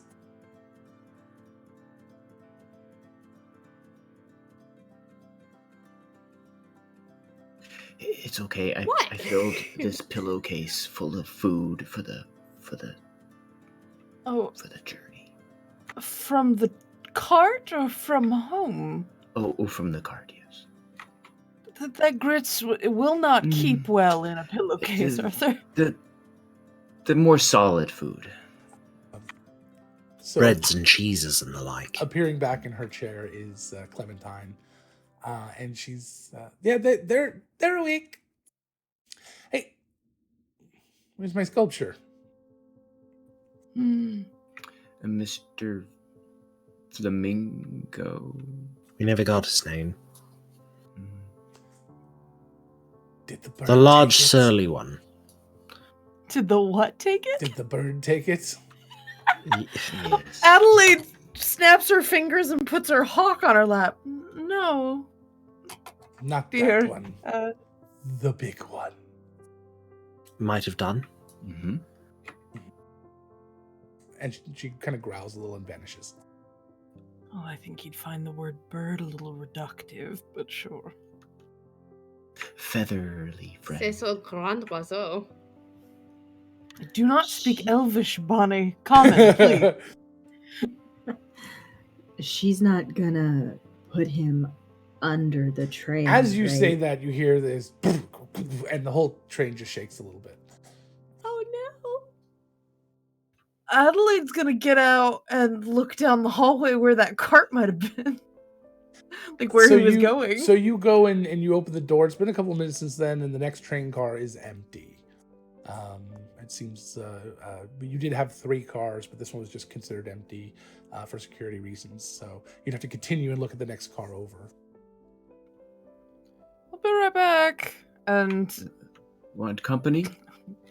sure. All right, I'll come with. Do the windows lower in Mhm, the yeah. cart? Bonnie's gonna stick her head out the window and look behind him. It's near impossible to see behind you. You're going pretty fast, so you're pretty far away from anything that might have been there. Oh boy. Bonnie closes the window. So who's Maybe- leaving the car? I am. I'm following Adelaide. Anyone else going? More the merrier. Why not? Bonnie, it's up to you, but maybe like message send to see if things are okay. As she Okay. ducks back out. Or Val, whoever has the spoons. I don't know if we're gonna have time to rest before we get to where we're going. I've got the Okay. coffees. Probably not. Oh, you have the coffees. Okay. Alright. Bonnie's gonna sending to French Mango, All right. for lack of a better. As you're Did you sending, just get thrown off a train? as you are doing that, Adelaide, Merrick, and Arthur are leaving. As you go into the next cart, Bonnie, you do a sending to French Mingo, Monsieur Mhm. French. and what do you say? I say, pardon me. Could I also get and I say it in Elvish, the way I ordered my pan au chocolat. Would it also be possible to get a extra side of rolls, please, with some butter, and just as a like a test out there. Just she So- doesn't want to alarm and be like, "Did you just get charged You off a hear- train?" So No, I think it's straightforward. It's better. as you do that, all you hear is rolls with butter with dessert. It's for the animal. You sending another sending? Yes, because Merrick told me he has the Okay. the coffees. Yes, it's for one of the animal companions, please. Fine. It shall be done. And as you guys make it to the next cart, the door opens right before as you get to the end of this empty cart, and this large cart is being pushed back in by French Mingo, and sitting at the end of the cart that just opened the door is Clementine. Adelaide's heart drops from in her throat. Oh, sorry, excuse us. There's no way to move to the side. There's plenty is of there? room. Just Yeah, to- yeah. Oh, It's okay. wide enough. That's the point. Is that it becomes kind of a table in the center of it. So as you guys step aside, he just pushes it. I wish you had told me you weren't done with it. Sorry. And he kind of pushes it all the way back into the room, and Clementine opens the door and gets carted in. And she seems very pleased with herself. Well, As he finishes bringing it in, and Merrick, Adelaide, you guys are following, and he puts it, and there you are. And she's Clementine giggles and gets up and goes and sits in her chair, and he turns and looks at Merrick. I've changed my answer, and then he leaves.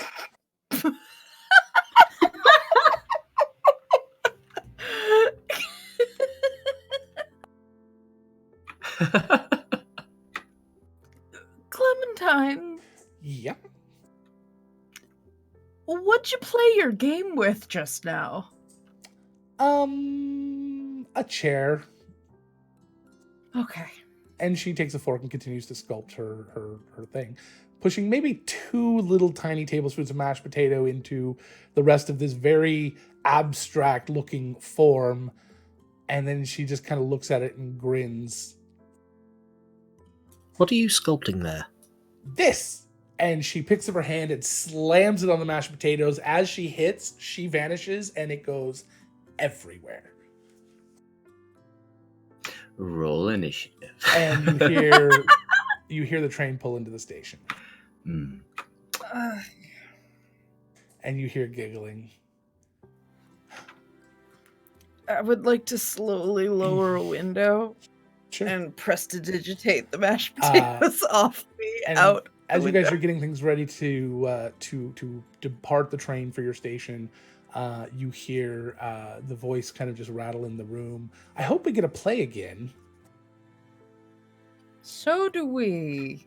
I hope I so would too. enjoy that very much, Clementine. Aboard the train and not under it. Agreed. Have a great existence on the train. It's the best. Journey well.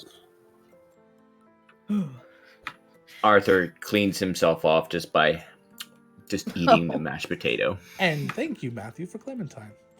Yes, thank you, Yes, Matthew. I like Clementine a lot. Clementine will definitely be making a resurgence. Anytime we're on a train, it's either Brindle Hooves or Clementine.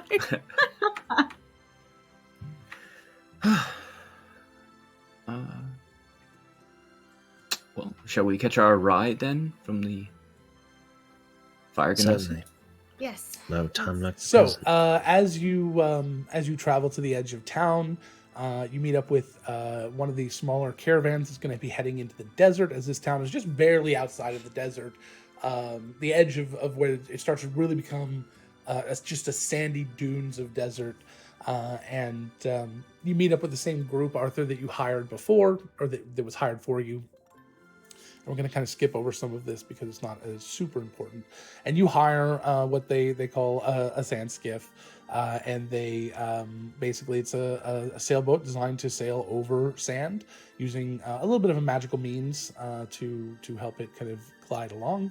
And they ask where you want to go. If you're going back to Ebrath, But it sounds like you want to go a little bit outside of the city to the River of Fire, correct? Yeah, and then that was the hint or the tip we were given, because I actually haven't been to this temple that's guarded by the. Correct. Nobody has that. So yeah, we'll kind of direct them if they know of it. Like, hey, do you know of this place? The river they know of, but the temple is a myth. They don't believe it exists, or if it does exist, it's been buried or destroyed by the sands. But for the most part, they will take you to the river, although they don't understand what the correlation is unless you explain it to them. Do you explain it to them? No. Okay. You just want to head away from that mountain range over there. So, well, you want to stop. What she kind of described was about halfway between the city and the mountains, and then you want to follow the river down away from the mountains. So he said, okay, but he double checks and makes sure you understand that dropping you off out there is a much more dangerous place than being near the city where there's camps and things. That you don't look like he comments you don't look like you have enough gear to kind of handle that. If you're going to be there overnight, will you be okay, etc. And I assume you assuage his fears. I show him my tent. Okay. He overall doesn't have any. If you say yeah, we'll be fine. I've done my part. He's just giving you the disclaimer, so you can't come to him and say, why didn't you tell us we would die? Why didn't you tell us it'd be dangerous? As ghosts haunting him, putting him underneath things. Yikes. And then it is a fairly rough ride. It's a lot of kind of just gliding over dunes constantly, ups and downs. It's like being on the world's worst roller coaster, or like being out to sea. And really, Kyle? And, really? And to the point where if anybody has a real weak constitution, they might even get a little seasick. Question. Yes. This can be a question to everyone. Yeah. It would be based on your save, not on your actual trait, in my opinion. Do you think it would be better or worse to be in your familiar senses during this journey in terms of motion sickness? It would be much, much, much worse. Okay. And well, if the visual is representative of the motion, it would be fine. But if you're like flying, but yet you're still doing this, it's an issue that a lot of VR groups are running into. And with motion sickness, so it's actually much, much worse to do that. Then I'm just going to have Telemachus flying over, but not only occasionally blinking in and out just to kind of see what's ahead, but not doing it for very long, like literally action to disengage it. Bonnie, right there. Oh, hey, look at that. Must have been a previous passenger. Yeah, that's amazing. An anonymous passenger. Thank you, anonymous passenger. A ghostly passenger. Ooh. It's Clementine. It's Clementine. It's a haunted episode. My darling Clementine. You hitching a ride? Oh, nice, from Haunted Mansion. Perfect. Good job. Okay, so that's much better than I gave you credit for initially. I was like, what is he doing? Oh, that's a good joke. Very good. Was Clementine wearing combat boots? Yes. Because why? Her in boxes. Never mind. In the song, she was wearing carrying boxes for shoes. She stubbed her toe and fell in the water and died. So I was wondering if that's why she was wearing combat boots. I'm sure Matthew might have thought No, that. Matthew didn't. That wasn't part of Matthew. That's just, I think it's amazing. That's where my brain went. It's really weird. I'm sorry. Girls in dresses with combat boots. I think it's a fun look. Well, if we can't get if I was a little dwarven girl, that's how I would dress. Approved. Yes. If we can't get pockets in our dresses, we can at least have steel on our toes. Damn straight. Yep. So you guys arrive at the river, and you can tell when you're approaching the river, the smell just kind of hits you. This kind of sulfurish, brimstone-like smell. It's not as bad as you would think. you imagine to be really, really like just potent. It's very light, but it's there. And you would guess maybe if you camped here overnight, you would get used to it to the point where it's like, okay, I don't really notice it anymore. But right now, it's there, and it's going to kind of overpower if you were happen to be something scent based. It might overpower your ability to use that. So like if you were to turn to a wolf or something, you would struggle to be able to use scent to detect anything. But for the most part, you don't have to worry about that. So he drops you off. You pay him, which we're not going to worry about tracking right now, and he takes off, leaving you there. Autumn. Right. Damn. She's not wrong. Ooh. Whew. Hey, we got on and off a train completely successfully this time. Without It's any train- sentient creatures being harmed. Right. Only a chair was harmed in the running of this train. And That's a improvement coin. from us. Yes. 2 out of 3 trips is not a good track record. So you start to follow the path of this The path. The scent of the river. that's one. You start to follow this river down. And after a couple of hours, the heat is starting to get to you. It is extremely hot here because not only is the heat coming from above, but it's coming from the river next to you as well. And you put some distance between you and the river. But the problem is that occasionally with the dunes and things, you can lose sight of it. And if you lose sight of it and go over one extra dune too many, you may have to backtrack to find it again. And you just don't want to do that. So you have to kind of stay somewhat near it. The sand is hot and it's just gross. And it is getting in your shoes and literally everywhere. And every time you stop and sit, it gets in everywhere. You hate it for the most part. And it's just not pleasant. It's just not fun. But after several hours of this walking, it's starting to get a little dark. Not dark. It's going to be dusk, so you've got a couple hours before it'll be sunset. But it's starting to get to that point where it's like becoming more of an even temperature. The air is cooling. The warmth from the sand and the water is actually pleasant. Makes the area pleasant, although the smell is still horrible.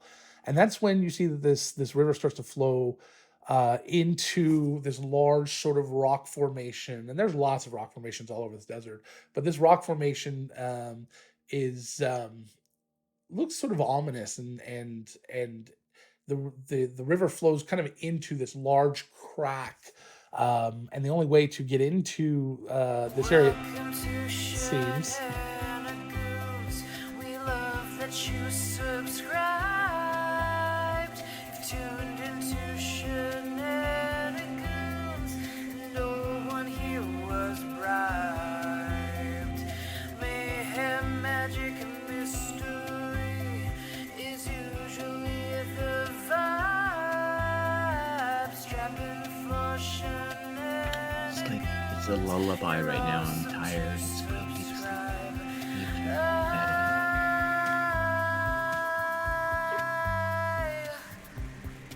You're welcome, and I'm sorry. Did you mean I to do really. Nope. Well, I meant to do it, and I forgot what it did. that? Right. I've done that. So it looks like you're going to have to either somehow ride along the water or crawl inside of this this little just crack in this rock formation to continue to follow the river. Otherwise, you're going to have to go around this very large rock formation. Those are your choices.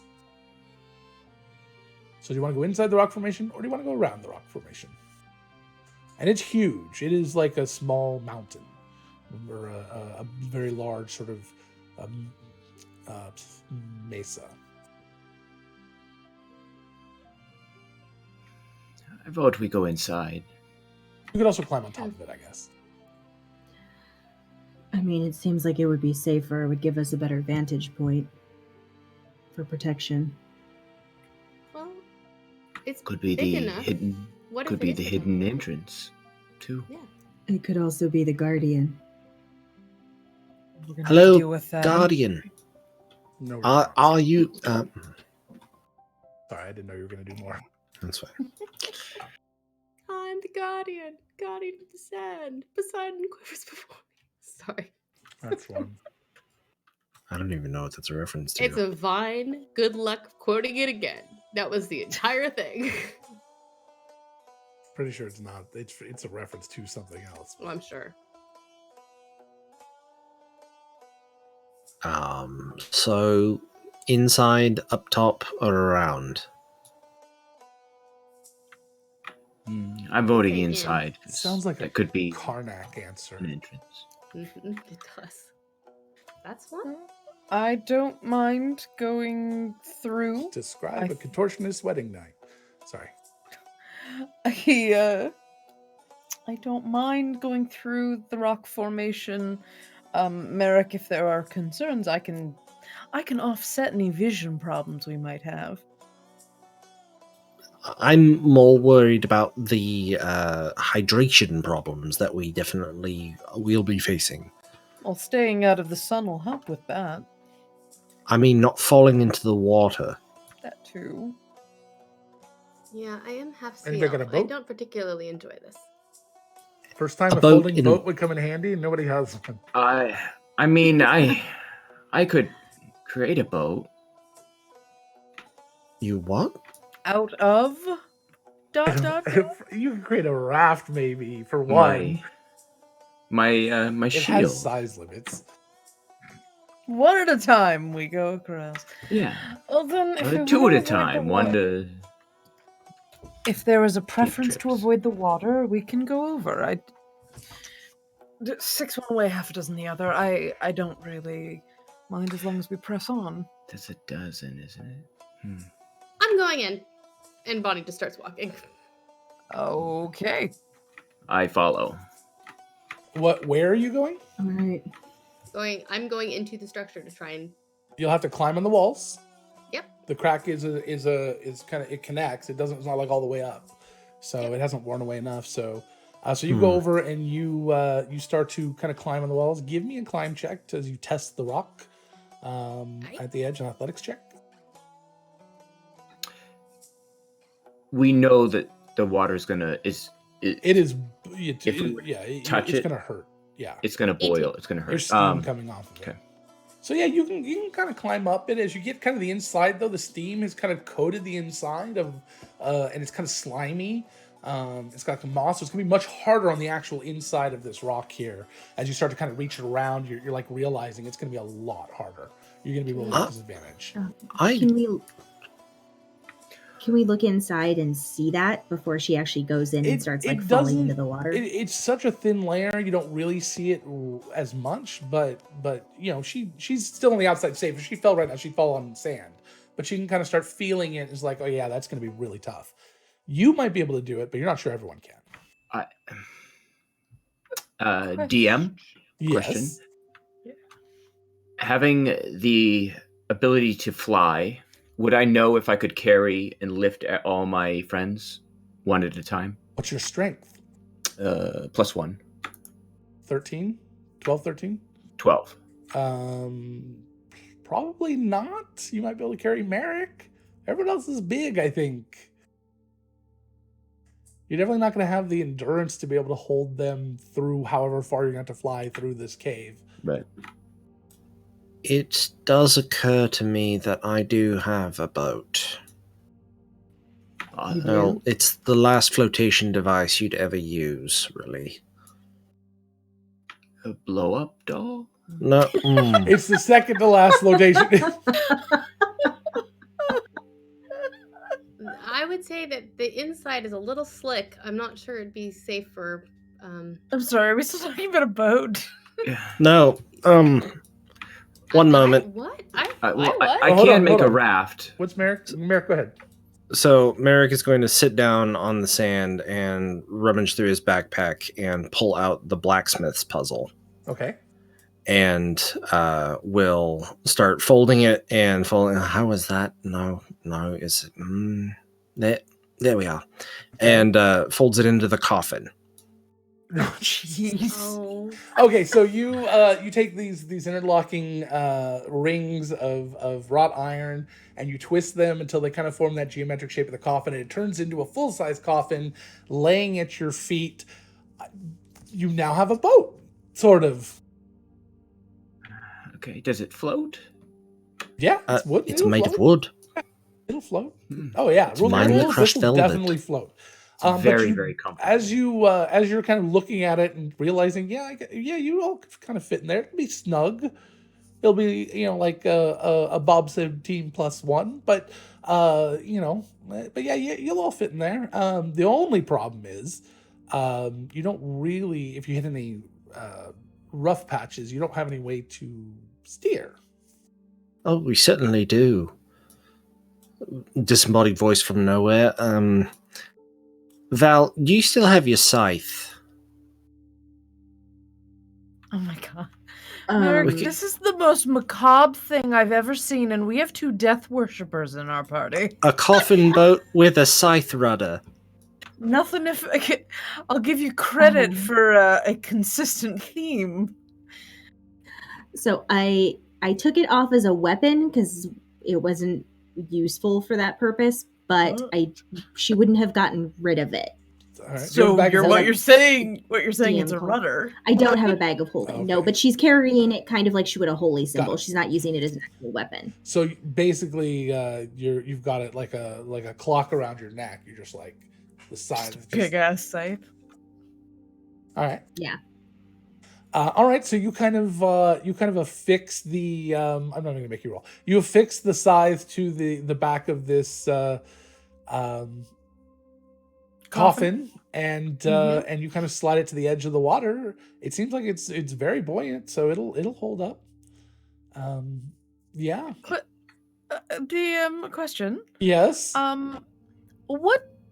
What is it?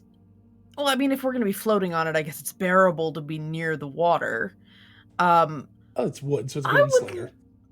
Sure. Adelaide, before we deal with Like getting in the boat, Adelaide would like to pull out her fountain pen. Okay. And see if she can like suck up a gallon of this absolutely horrendous boiling water. Yeah. So your pen, once you do that, becomes warm to the touch. Cool. Like it's actually like a little pocket warmer. You can hold onto it, and it's like, ooh, that's nice. Don't touch the button. Don't touch the button. And she'll put it. All right. Okay. So, go ahead. So, Chiron, would you care to pilot our raft into the underworld?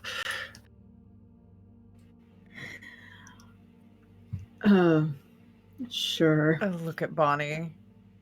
You're rubbing off on him. It's delightful. All Can I right. inspire Val? There's not gonna be any rolling here. Although as you are starting to get in, Bonnie, there's one very important thing that you must do before you take any boat or ship onto the water. It is bad luck if you don't. What is it? You have to name it and christen it. Gain inspiration. Yes, you do. So how will you be doing that, and what will you be naming your boat? You can't. It cannot go on that water without a name. I will not get on it. Why? It's bad luck. Oh, right. Well, I have this bottle of Neufarm, whatever it was, the 72. I hereby christen the Jolly Roger. She just breaks the bottle of wine over the bow, the narrow part at the top of the con, where the head would go. I'm sorry. I just looked up good boat names and I just found Usain Boat. Okay, I'm done. It would go too fast. Can't control the speed. Sticks and bones. Roger, permission to climb on top. And I get on.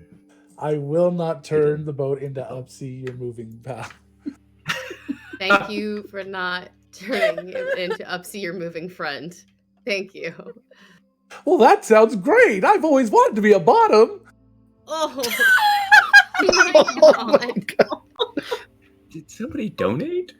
No, don't do that, please. Why else would I have been born with this massive tongue? Oh. My fucking God. Something, Imperial friend. something full mast. Anyway. Yes. Okay. Oh, okay. That I mean, happened. when have we ever assumed we were gonna stay on topic or So G? you launch the Jolly Roger, and you start to pilot it down the river. And it works. It is not pleasant being this close to everyone in a steam bath. The sand is now mixing with sweat and steam especially as you get into the cave, which all of a sudden it gets much cooler from above, but then the steam is just kind of still hitting you from below as you come in and Acting like this is a bad thing, and Logan. That sounds amazing. I don't know, being smushed up with a dude, Not the a person smushed up behind you, stuff, and a yeah. person in front of you. So I just meant the cold. Anyway. that's true. Head cold, Val body reaches- warm. Yeah, Val reaches down and casts light on the boat. Okay, so that as we you can cast see where we're light, you going. don't need it for long. As you kind of go through and come out into an opening, almost like these are walls, not necessarily a rock formation. And inside, they look like they've been hewn, almost like somebody took a mesa and hollowed it out, or a plateau, and they hollowed it out. And so, as you come into this, you are on either side. This water flows over. And before you see a crumbled building, a massive crumbled building. I mean, huge, as big as the Birchfield probably at one point. And most of it seems to be just completely obliterated, but there's some parts that are still intact. And it looks like the river flows into what used to be a moat, this large moat that would go around the entirety of this place. And the side of the river that has the structure on it, except right where the building is all covered in succulents and cactus and things like thick, like garden, overgrown. You could not get off on that side of this. So your choices are to get off on the left side, which is not the side with the temple, or to try to get off right in front of the temple itself. Which would you like to do? And the temple itself has a very small shore before you get into the rock, the sort of moss-covered rocks all over. The best spot would be where the plants are, right? The plants are... You cannot get off where the plants are. You would be inside the plants. They are up to the water. Even if I could talk to them and ask them to move out of the way? What do you say? I summon my chainmail shirt. Okay. Of Speak with Plants, and Your I asked daisy them chainmail shirt? politely. Pardon me. Arthur, did you drop this? It fell out of his daisy chain shirt. Yeah. Stop broken. Oh yeah. It was chafing a little bit. Thank you. Okay, I got it. Okay. Would you be so kind to let me and my friends pass through? Where are you headed? Over there to the temple.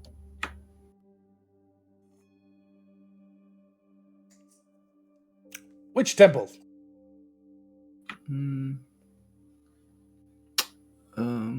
Behind you, or just over there. There's no temple over there. What is over there? Rocks. So we're going to go visit those rocks. Very good. And this seems like the kindest, easiest route through. Does it? With all the sharp pointy bits. Well, if you were to move them out of the way, we could pass through unharmed. We can do that. What's in it for us? What would you like?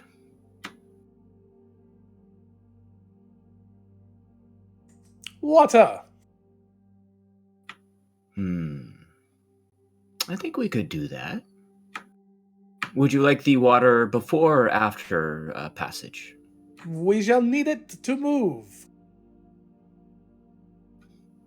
Okay. In speaking with plants, Val, I ask you if you could create water. Yeah. To help us pass through the plants. Okay. Yeah, I did prep that spell because, desert. Let me just look at the details because I can't remember how much it makes. Don't you roll that many gallons comes out of your hands or something? No, so there's, yeah, because I prepped, I planned ahead for possibly the worst and prepped create water, but also create food and water because the create water also lets me destroy water. Okay, so what are you doing? Creating water. It's I'm just looking at the amounts. 10 gallons. Okay, so you start to. So I can either do 10 gallons in a container, or have it fall as a rain in a 30-foot cube within range. So I'm guessing that would probably be the better option. All right, so you want to kind of rain down in the area where you guys would walk to get to the temple. Mm-hmm. All right. So you start to make it rain, and I assume you include the cactus that Arthur's been talking to. It's actually kind of moves a little bit while he talks to him. As you do, it comes down. Arthur, you hear him start. Oh, what is this? Horrid! It is not. Isn't it the water that you requested? Oh, terrible! So cold. Bland. What's the problem? Can I? Not until Arthur tells you what's being said. Yeah, so. yeah. Val, can you make it warmer? Good to see you, Medic. I could make it warmer. Okay, so. They're requesting it warmer and not as cold. Can you maybe add some flavor? I don't know. I don't. Flavor? Oh, wait, what kind Arthur. of flavor? Plant seasoning. Okay. I can make some more water. Arthur, you guys, my mom made me help her in the yard a lot. Mm-hmm. Look, if you change up food sources on plants, they're not always happy about it. They've been eating this shitty water their entire lives. They don't know what fresh water tastes like. And she points at the river. Well, what do they want it to taste like? They want it to taste like the river water. They want water from the river. I see. Adelaide, your pen, maybe? You could fill it back up. All right, fine. Make sure that's what they want before I do that.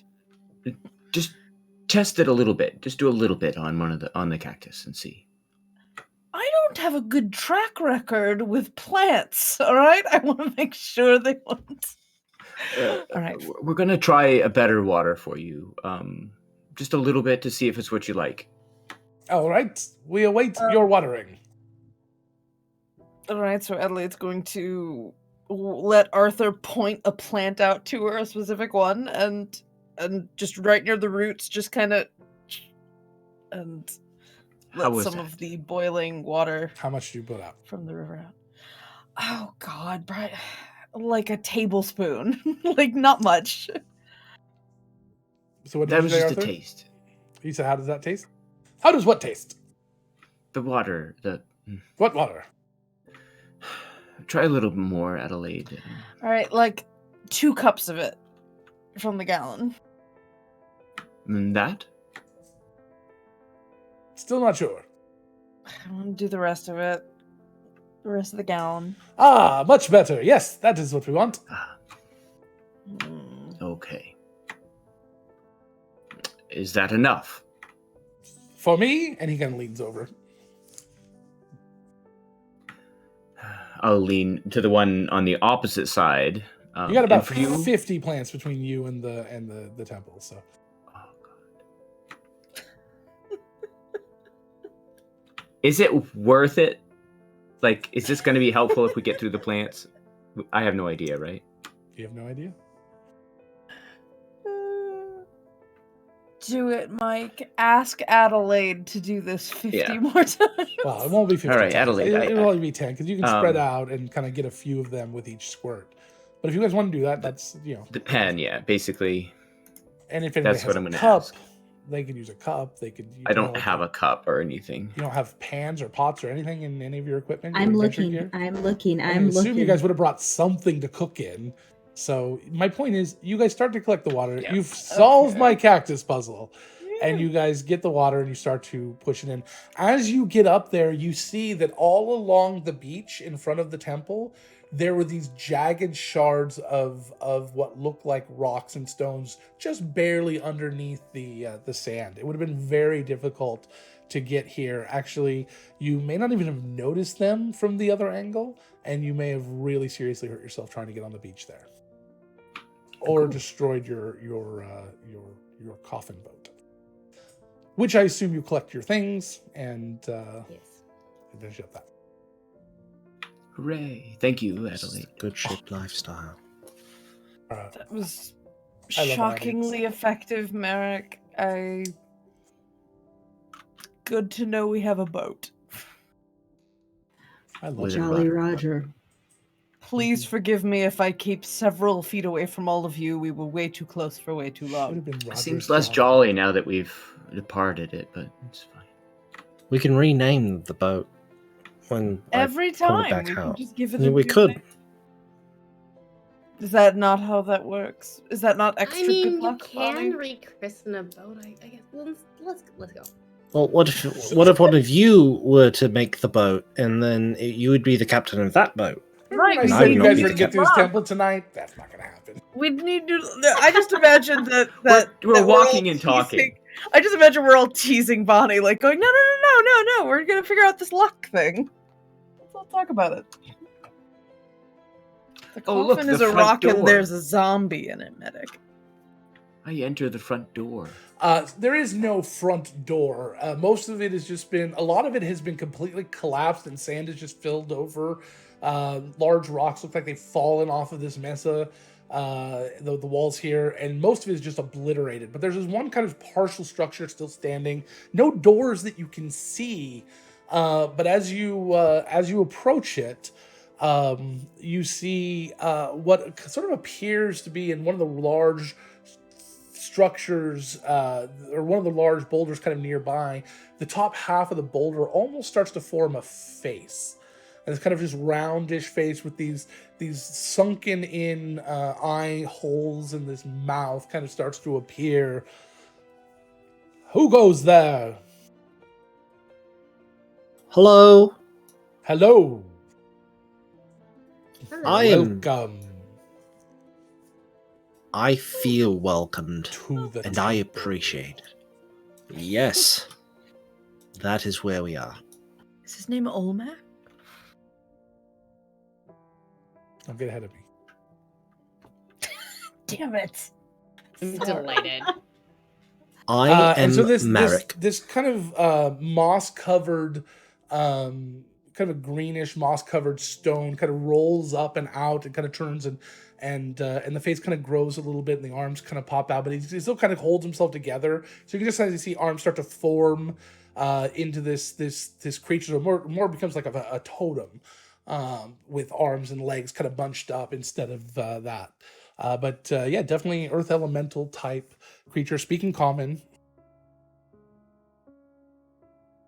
I'm Merrick, and we've actually come to see you. You have come to see the great Simlo. Yes, Great Simlo. We have come to speak with you about something. I'm not the party face. Could somebody else please take over? Well, I'm certainly not either, but... Who loves to talk? Adelaide slowly What turns do you on. seek from me, Merrick? We seek safe passage into your temple. There is nothing safe within these walls. But there is something worth obtaining despite any potential dangers, is there not?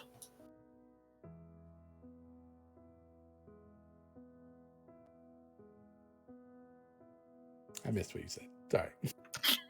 He was There- too busy being goofy in the chat. I was trying to explain what it was so people didn't mishear. God damn it, Matthew.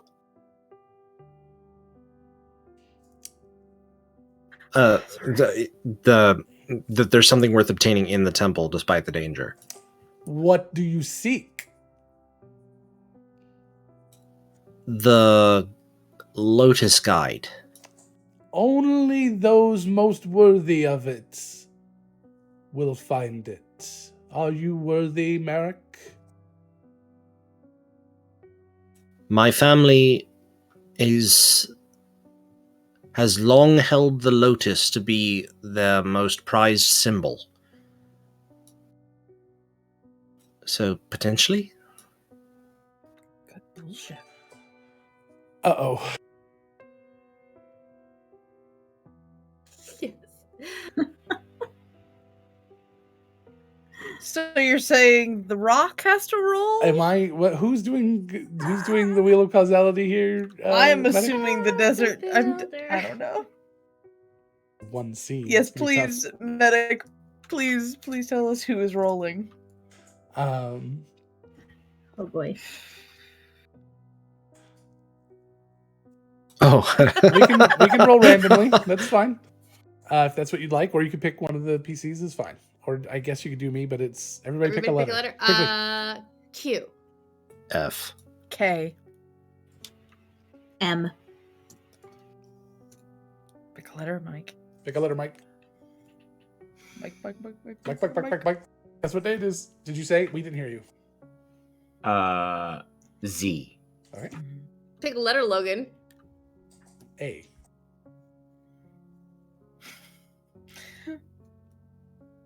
Very curious. As we what wait here, medics- Bunny Damn it. means. All right, so here we go. Real quick, we'll do the wheel of causality. Win in heavy quotes. Wheel, and then we fade that in, and then we go here and we do that. And it is catchphrase. Catchphrase, is that one of the new ones? No, that's not one of the new ones. Catchphrase. Each scene, didn't we have? I remember I had this one last time. Each scene, the character speaks in either a well-known accent or catchphrase. I think we had this one last week, didn't we? Yep. Yeah, So that wasn't supposed to be on there I anymore. had. Okay, sorry. Real quick, we will do it again. Respin. I'm sorry. It's a respin because we did have that one last week. I was supposed to take it off. It should be off now. 3, 2, 1. I should make that shorter. The Prestige. I like this one. We didn't have this one last week. We had it 2 or 3 weeks ago. Gotta get rid of this and fade. And the Prestige is, if I remember correctly, Delightful. yes, that's every scene we're gonna have you roll. So Bonnie, roll me a D100. 13. And I guess I need to log into D&D Beyond. I think this is the one where you vomit things. Does that make her worthy? Are you not entertained? Hey, technically I was made part of the Lotus family. This is true. Also, What, I mean, you sometimes the vo- items are useful. I vomited up a 250 gold sapphire. That's true. Watch you vomit the guide. Hey, Oh, there it is. go. Okay, great. We're just gonna go. Yeah, we're gonna. Okay, goodbye. hold on one We second. found it. Sorry, I should have had this out. I forgot this one was on there. Looking for homebrew, and then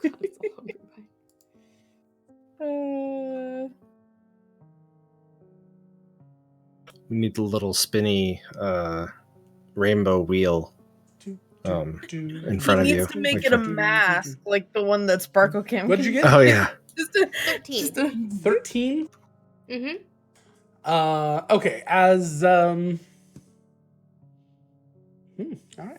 As Bonnie, you start to feel the sulfur start to hit you and the nausea, and you start to, and you turn and you kind of just hide your, like a cat, just kind of hiding away somewhere, real quick, as you regurgitate up a deck of cards.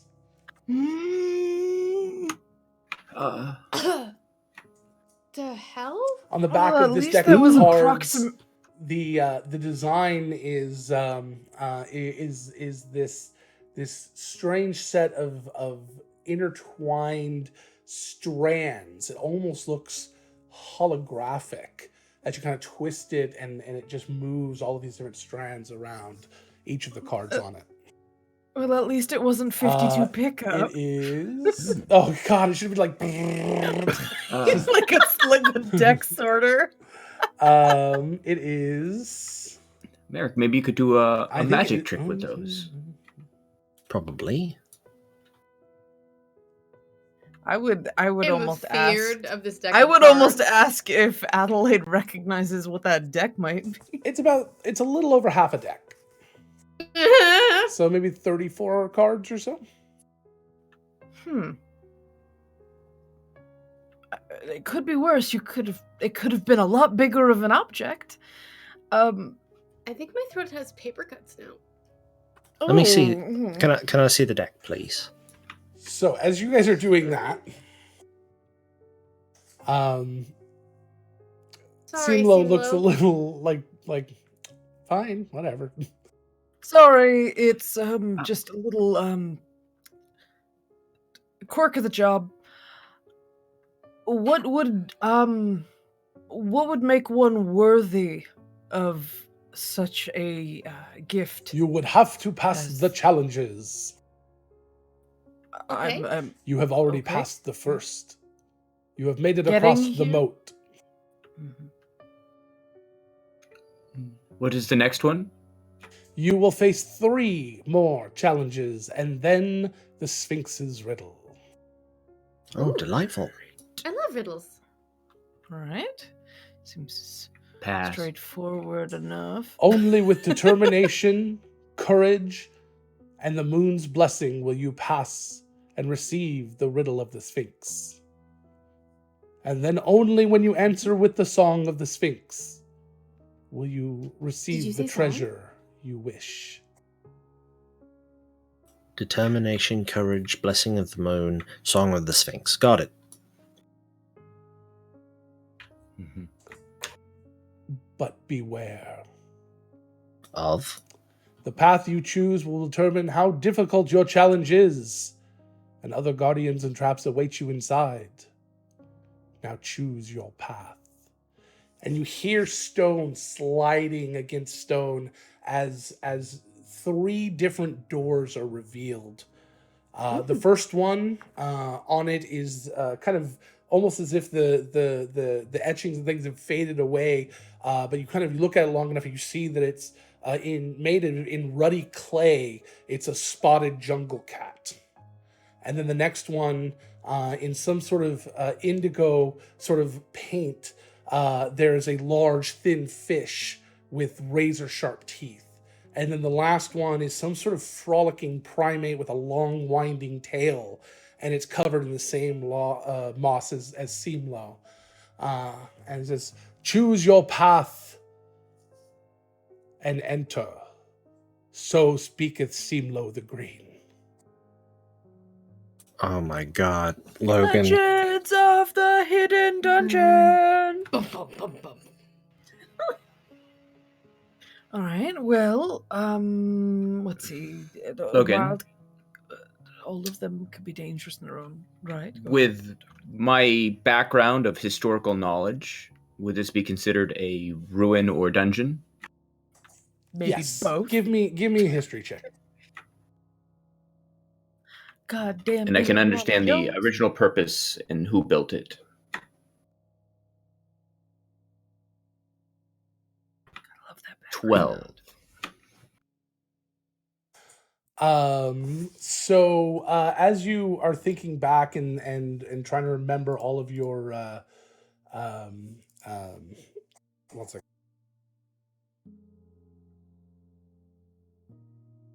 God love that background. As you are um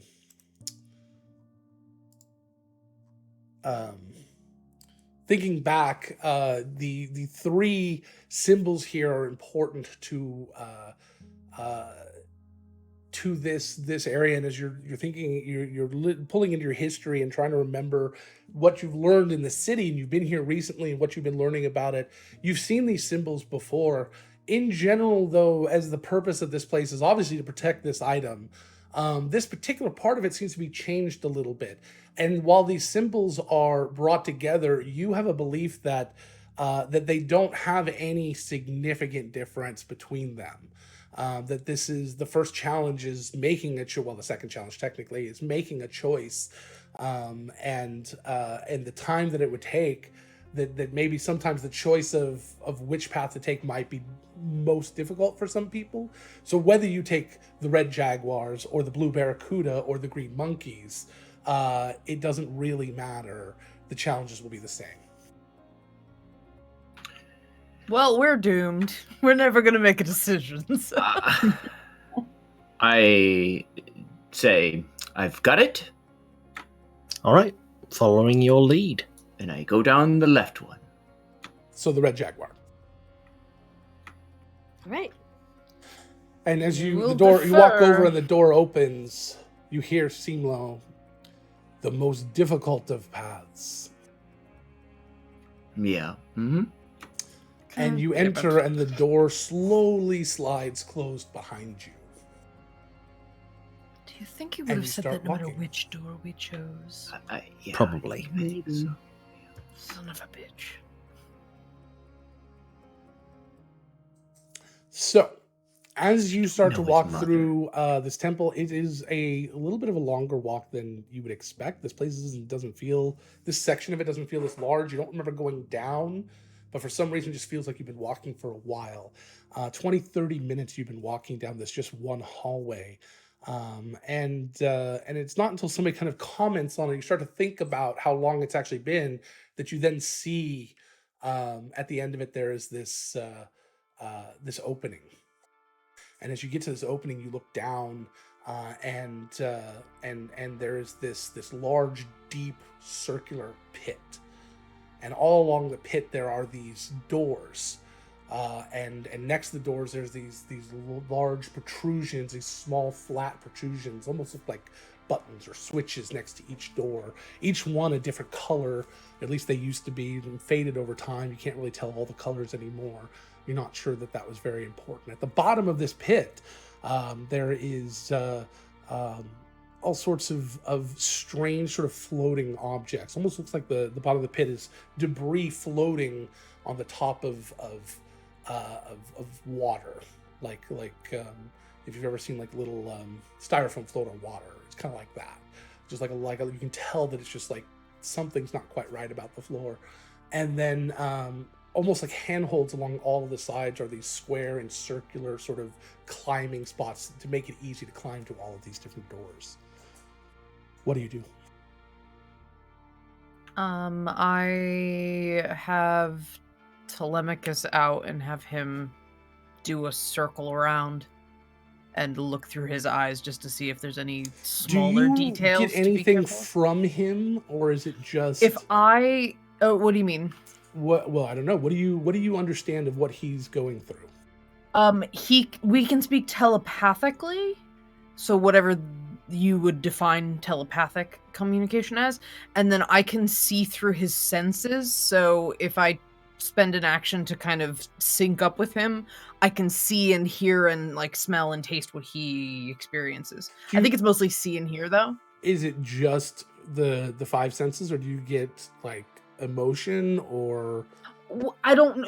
I would say it's whatever you interpret the telepathic connection to entail. And do you control? Are you in control of him?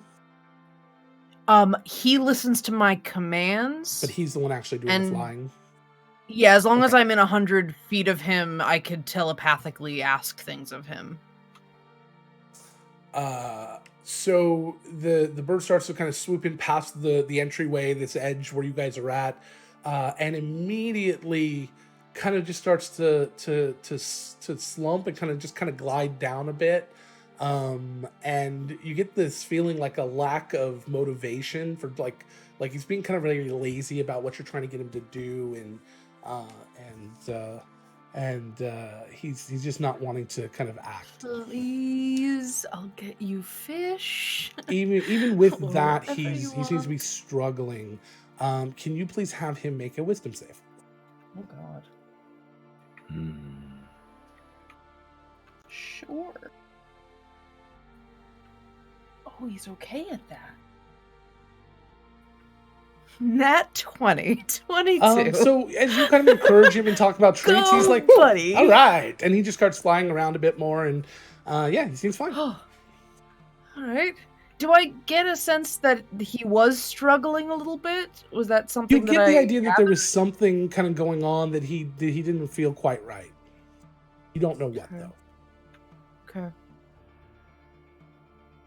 And yeah, I'll just have him circle around, and if he can notice anything moving, like I kind of just want him like moving. All senses out. Nope. Okay.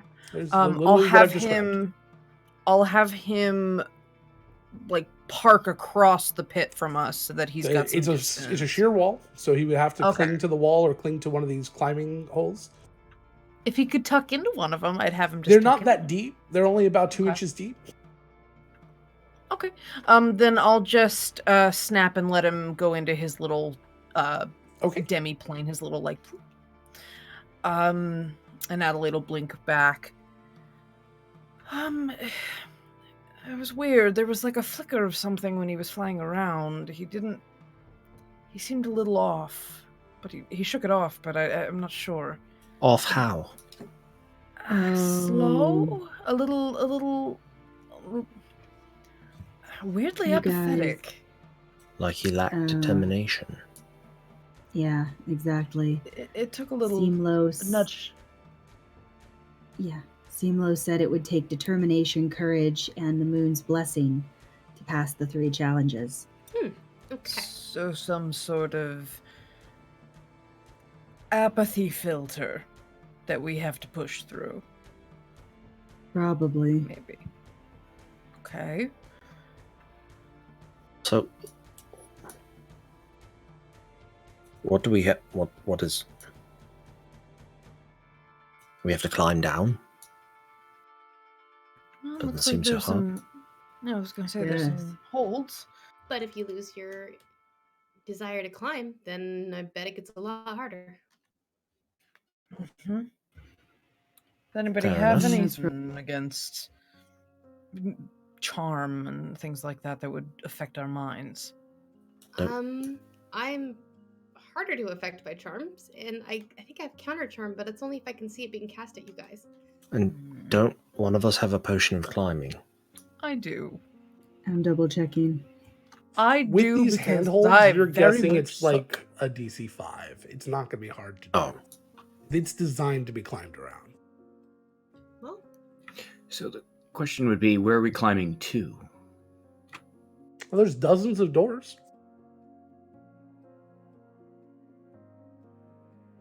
Do we have to check every door? If you're determined enough. Don't know. Sure. Hey now. Divide and conquer, or stay sounds together. like a plan.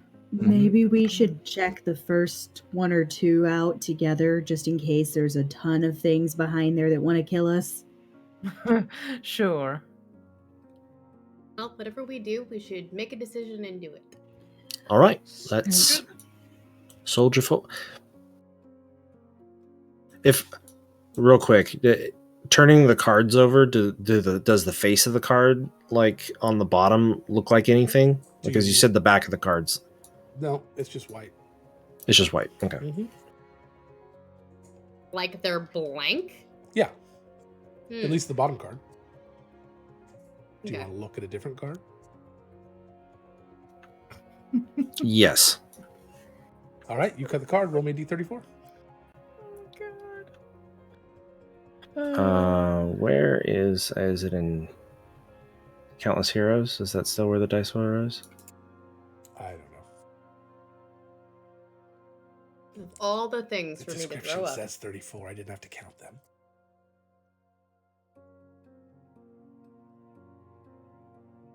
Oh, it's usually missing some cards. Hold on a second.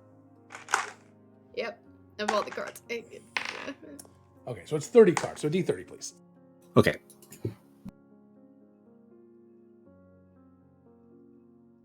Uh, 9. 9. I am afeared. Bonnie's Ace fine. of though. diamonds. Okay.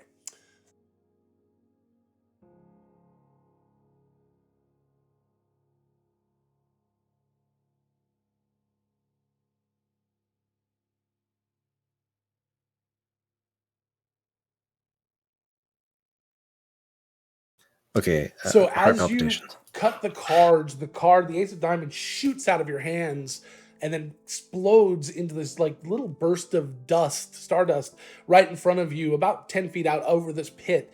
And appearing there is this large kind of orb-like creature with all of these tentacles coming off of it. And at the end of each tentacle has an eye stalk. Roll for initiative. Jesus Oh Christ. shit! Okay. This temple's not playing around. Sorry, guys. Sorry. I'm sorry. Oh my god. I'm sorry. I'm sorry. Oh my god. Quick, it in draw another Zoom. card. 21. Put it in Zoom chat. Don't Draw another try, one. no, don't draw another card. Oh, and this is a new Nice. scene. Bonnie, give me a D100. Oh 19 for Adelaide. I got a 21, so. no! I got a 23. 10. Nat 20 Oh, for fucking, I rolled an even number. God damn it. 93. Oh, my- 24. Wow. So you're facing the pit. Give me a D8. 8. Eh. Actually, give Whoever's me keeping a track. I'm keeping track. give me a D4. There's only really 4 directions you can go. 4. So you go back. You teleport 20 feet back in the back of the party. You are behind everyone now. You're like bloop. Logan, I got a 93 on my. That could have been a lot worse. Got you. So you're like in the middle of this, right before as this thing's appearing, you're just in the corner again, and out comes this very large coiled piece of metal. It's about the size of maybe 3.5 inches across, and about when it's all kind of pushed together, about 4 inches long. But it's like kind of a very raw, tough metal. Holds its shape very well. And it's probably coiled 200 times, and it's as you kind of hold both ends, it just kind of droops and it couldn't be used. I for threw up a much. slinky. Yeah, it's made out of silver though. Gross. All right, Merrick, what are you doing? Melted into coins. Well, seeing this, just meta. Do I get anything from the nat 20? Your nat 20, you can have 2 turns. Okay. Describe this floating thing. It's about You said it's about 9 feet, 8.5 feet across. And then with the Shit. tentacles, it's about 10 feet circular, and it's kind of slobbering and slathering out of its mouth, and it's got one huge eye right in the center that kind of turns and focuses on you as these other tentacles. Actually, it probably doesn't do that because the other tentacles can kind of look. Some of the tentacles start to kind of look at you and look around at all the surroundings. It seems to be naturally buoyant, floating in the middle of the air. Cool. So for my first turn, I would like to pull out one of my pull an arrow out of the quiver and grab a piece of taffet and jab it onto the end of the arrow. And for the face, and for its gob. Very nice. If I can do that with my full turn, the first well, turn. it's floating about 10 feet over the pit, so you're going to like leap onto it to do that, or you're going to throw it, or what are you doing? No, I'm putting it on the arrow. I'm putting a piece of taffy on the front of the arrow. So like one of the trick arrows. Got it. And then so that's action interaction. I'll go ahead and you got a second turn right away. Sure. So yeah. Well, and bonus action, I will try to hide behind one of my compatriots because I can do that since I'm a halfling. All right. That is a 28 Sure. on hide. stealth. You seem to have had. Cool. As far as you know. My next turn, I will fire an arrow. Give me a check with advantage. Okay.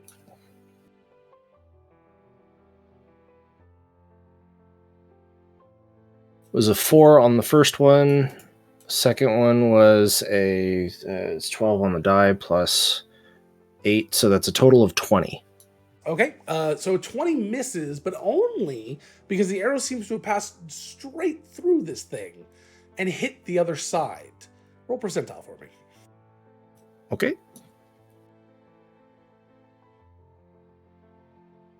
This is getting out of control. 72.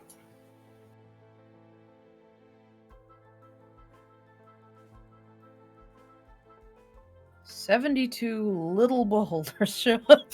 Yeah. 72. They're all named Malkovich. Roll me a d4. Okay. Weirdly, though, they only say Smurf. That is a 1.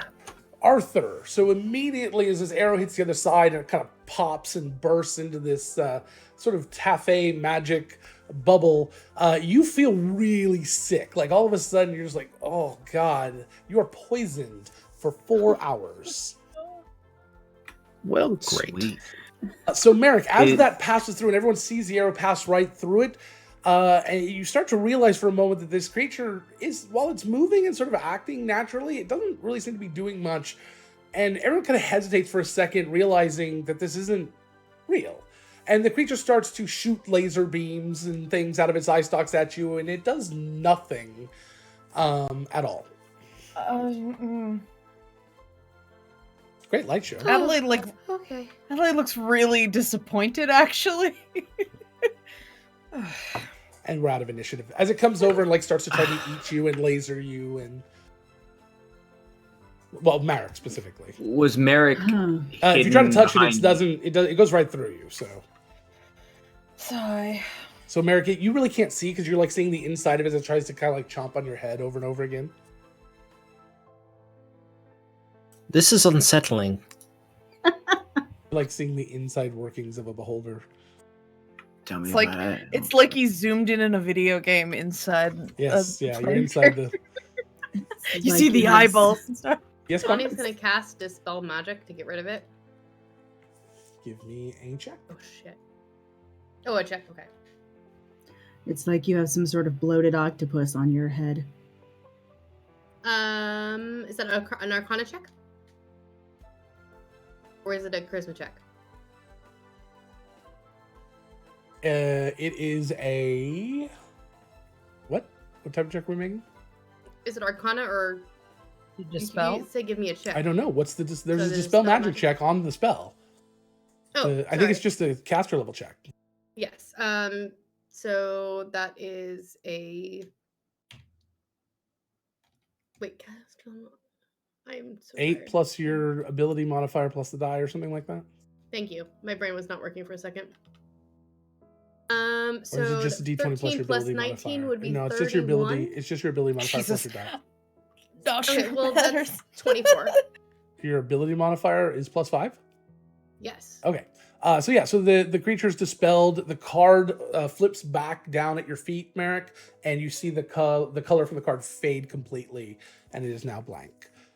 So you cannot draw that card again. What on earth are these cards? It was my mother's worst nightmare. A meatball that bites back. Nice. Merrick, can I What? see those? promise I won't Sure. draw them. They're Bonnie's. So, Can I... Adelaide's gonna cast, not ritual, just cast identify. this is a deck of illusions. Had Merrick given it a command, he could have commanded it to go and do whatever he wanted. Only after physical interaction can you determine that it is not real, or an investigation check if you have a clue. But otherwise, it is just a deck of random illusions. But it is limited, so there's only Adelaide 29 cards will- left. So we'll have to determine which Adelaide cards are will missing. express that. Seems pretty damn cool, actually.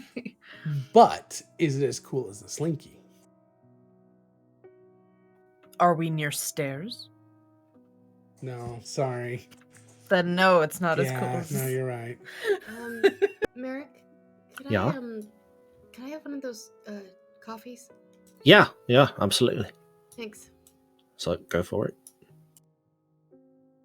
Am I physically ill or taking damage, Logan, from my poison? You're just you've got the condition poisoned. Val is walking back. I love that you had a whole combat, and the only person that got hurt was one of your guys from your guys. That's amazing. Friendly fire, man. Anyway. Alright, well, Alright. let's I start to climb down. Okay. Yeah, So let's- as you feeling start well. to climb going. down, you get to one of these doors with this little button on the side of it. What do you do? Are we still have to be like hanging from the wall, or Correct. or can Unless we you actually wanna- you can go all the way down. The pit is about Oh. 30 feet deep.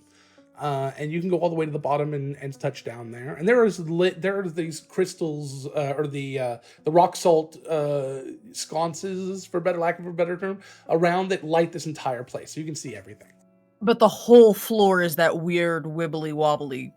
You think it's Surface, like just right? crap on floating on top of water. Think like trash compactor from Star Wars, Yeah. almost, but like more consistent little tiny pebbles or something. Oh, don't worry. I was thinking that. Okay. Don't worry. But yeah, you okay. can climb down. But yeah, you have to, if you want to interact with one of the doors, you have to kind of be holding on. But it doesn't take much to do it. It's designed to be able to do it. Okay. Just keep hanging on. Arthur, do you want to push the button? Yeah. Well, I look around. Is there a second So button? there or are 3 tiers of buttons, and there are 12 doors per tier, or doors. So there are 12 doors with buttons on each tier. So there's 36 total doors. Okay. I would like to conjure Telemachus back on my shoulder. So we'll just start with one and work our way around. Okay. If shit So doesn't hit the fan when we push the button, So all we'll of you are going to split kind of up. stay there and just push the first one. Just for the first one to see what happens, and if it's not too crazy, then we'll probably split up. Right. As you push this button, it kind of depresses a little bit, and then nothing happens. It just kind of comes back out, and nothing happens. On to the next one. Same thing seems to happen. You push the button, and nothing happens. All right, well, let's split up and see if we can get these done a little bit faster. Or maybe Sounds good. I go back to the first door Okay. and I push it again. Okay. Like I continue to push this. The same one. Mhm. Okay. maybe if we press at the same time on multiple buttons. Maybe. I'm gonna go further down, like furthest, and then another make tier, my way or- back. So you're going down the second tier? Yeah, and I'm gonna can we climb around Yeah. the circle? Oh, yeah, easily. Yeah, it's So, yeah, designed I'm to be gonna climbed aim around up- completely. It's very obvious it's been designed to be climbed around. Yeah, then I'm go down gonna to the bottom tier. Okay. So as you all start to split up, Arthur's pushing the same button. You all start to push buttons on doors. After about 10 button pushes, not including the one that's been pushed multiple times, I need wisdom saves from everyone Okay. But my bird's okay, for now. since he did so well. So good and bad. I rolled a nat 20, but it's an even number. Oh, Ooh. no. Hey, maybe you'll just teleport on the wall again. I got a 15. I rolled a 10. Okay. I got a 2. A 2 My and a 10 chip- miss. 9. That A makes it. 9 miss. My total's a And 29 a nat if it 20. matters. Okay, so the 9, the 10, and the 2, you all start to feel like sad is not the right word. You get a lack of motivation. Like malaise. Yeah, you start to lose the desire to do this job, and you also start to lose the faith or maybe the hope that it can be done. And to the point where you slow down a lot, you're starting to like and you're only clicking about half as fast as other people are. You're climbing a little slower. You're just like whatever. You're just not putting your heart into it. You feel meh. Perfect. I lay down and I just have my mage hand push the button for me. So you go to the bottom? Uh-huh. Can't lay down climbing. Oh. Will I slide? Will I survive? You fall onto the ground. Go. What row are you on? You're on the third. You're on the top tier. You're talking about 25 The feet top. down. Is it like so... slanted? Like no, it's not slanted. It's a hill. sheer. Oh. Well, no, I just stand there and lean against the wall, but I'll have my mage hand do it for me because I don't care. Perfect. So you guys continue to push a few buttons. Let's see. Does anybody find it this time? Oh shit. Okay. Val. Sorry, I forgot about Val. So Val, roll me a D.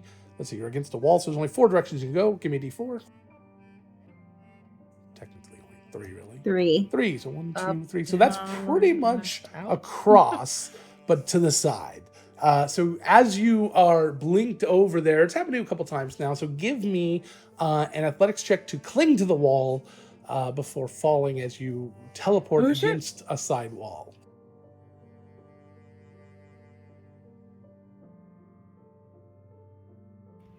Okay, the athletics is a 13, but I rolled a 10. Oh. So roll me actually roll me a D6 because I remember there's 2 more directions. Up and down. Well, in this particular case, yes. 1. So 1 is going to be okay. So you cling to the wall as you turn and teleport back to the spot you were at. Give me another athletics check. God damn it. This could be a while. No, because this time, if it happens again, I'm going to 14, and I rolled an 11. Perfect. So you cling to the wall just barely. You're just like one hand just hanging as you ping pong back and forth across the wall and catch yourself. However, the door that you're now next to, as you push the button, opens. But I need a wisdom save from everyone. I don't want to do another wisdom save. I know. 19 total. Okay. 16 this time. Okay, you're fine. 21, but You're I fine. rolled a 12. Actually, you didn't need to roll because you rolled nat 20 last time, so you didn't need to roll. Okay. And Arthur is a 17. So everyone is fine except Bonnie, who just goes and lets go and falls down to hitting into the water that is down below, disappearing underneath whatever this sort of flotsam is at the top. As the door is open, what do you do? Climb down. Okay, so you climb down to the bottom. Val, can you keep the door open? It'll stay open. It's not going to close. All right. Isn't that kind of puzzle? All right, let's go. Let's go get him. How do we feel if we failed one but we succeeded on the second? At this point, you're done. Wisdom save. You're fine. Okay. I Everyone wanted is fine to do except that Bonnie. a second ago. Everything okay, Merrick? No, don't see any bubbles, so Yep, no bubbles. be right back. No coming back. No, she's not coming up. Nothing. I'll dive under the water. Okay, so you dive down. Bonnie, you have lost just all of your will, all of your hope, all of your desire, even the desire to continue breathing, the desire for pretty much anything. It's just completely left you. You've just been completely overwhelmed with a feeling of despair. As you're just sitting at the bottom of the water, just waiting for whatever's going to happen, because you don't really care. As you see Merrick kind of burst through, a little bit of the light comes pouring in, as he swims down and collects you and swims back up to the top So with handsome. you. And Slow-mo.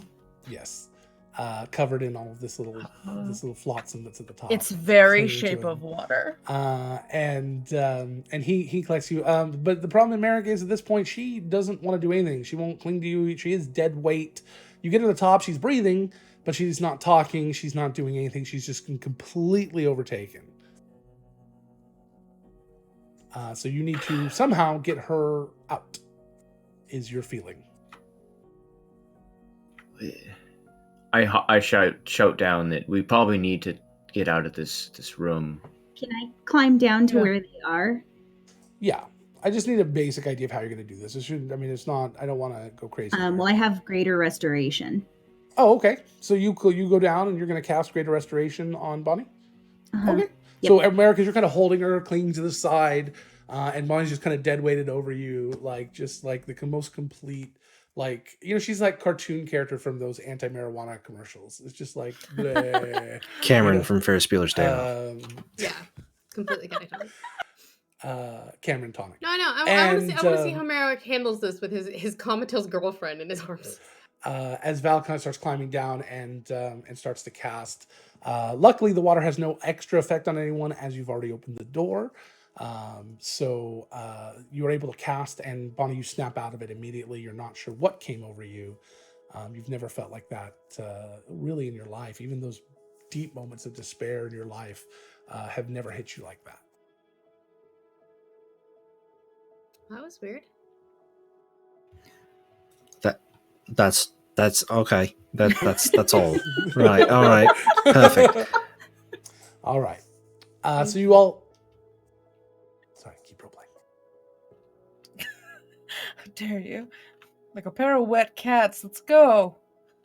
You all right? Yeah. Thanks to Merrick, I'm fine. Thank you, and Val, thank you. And wet cats can't do this with their hair. Very nice. And you smack Bonnie with your hair. Very stylish. Go team. Ooh. Speaking of, let's keep going, guys. As you make it through you start going down the next hallway, you see the face of Seamlo kind of appear in the wall, and he says, "Oh, very good. Your next challenge will be harder." And Would- you continue. Sorry, go ahead. Would you have said that if we went down a different path to begin with? He just like kind of looks at you and then like fades back in the wall. Right. Perfect. As you get to the next door, it's actually just kind of an opening, and as you walk into this room, it's a room that has only one other door on the far side, and sitting in the middle of this room is this beautiful throne, like made out of stone. Looks like it's carved out of the actual stone of the building, except for one thing. Where the seat is are all of these very jagged spikes kind of jutting up out into the air from the seat, just like straight up. Just about 6 or 7 of these just very large, extremely sharp spikes. So you think this one has courage or the blessing of the moon? I'm gonna go with courage. Mm-hmm. I'll sit on it. Sure. If that's the courage part. So do you approach it? Yeah, I'll walk up to it slowly. As you start to walk up to it, and it seems to be tied, so if you stop, it stops.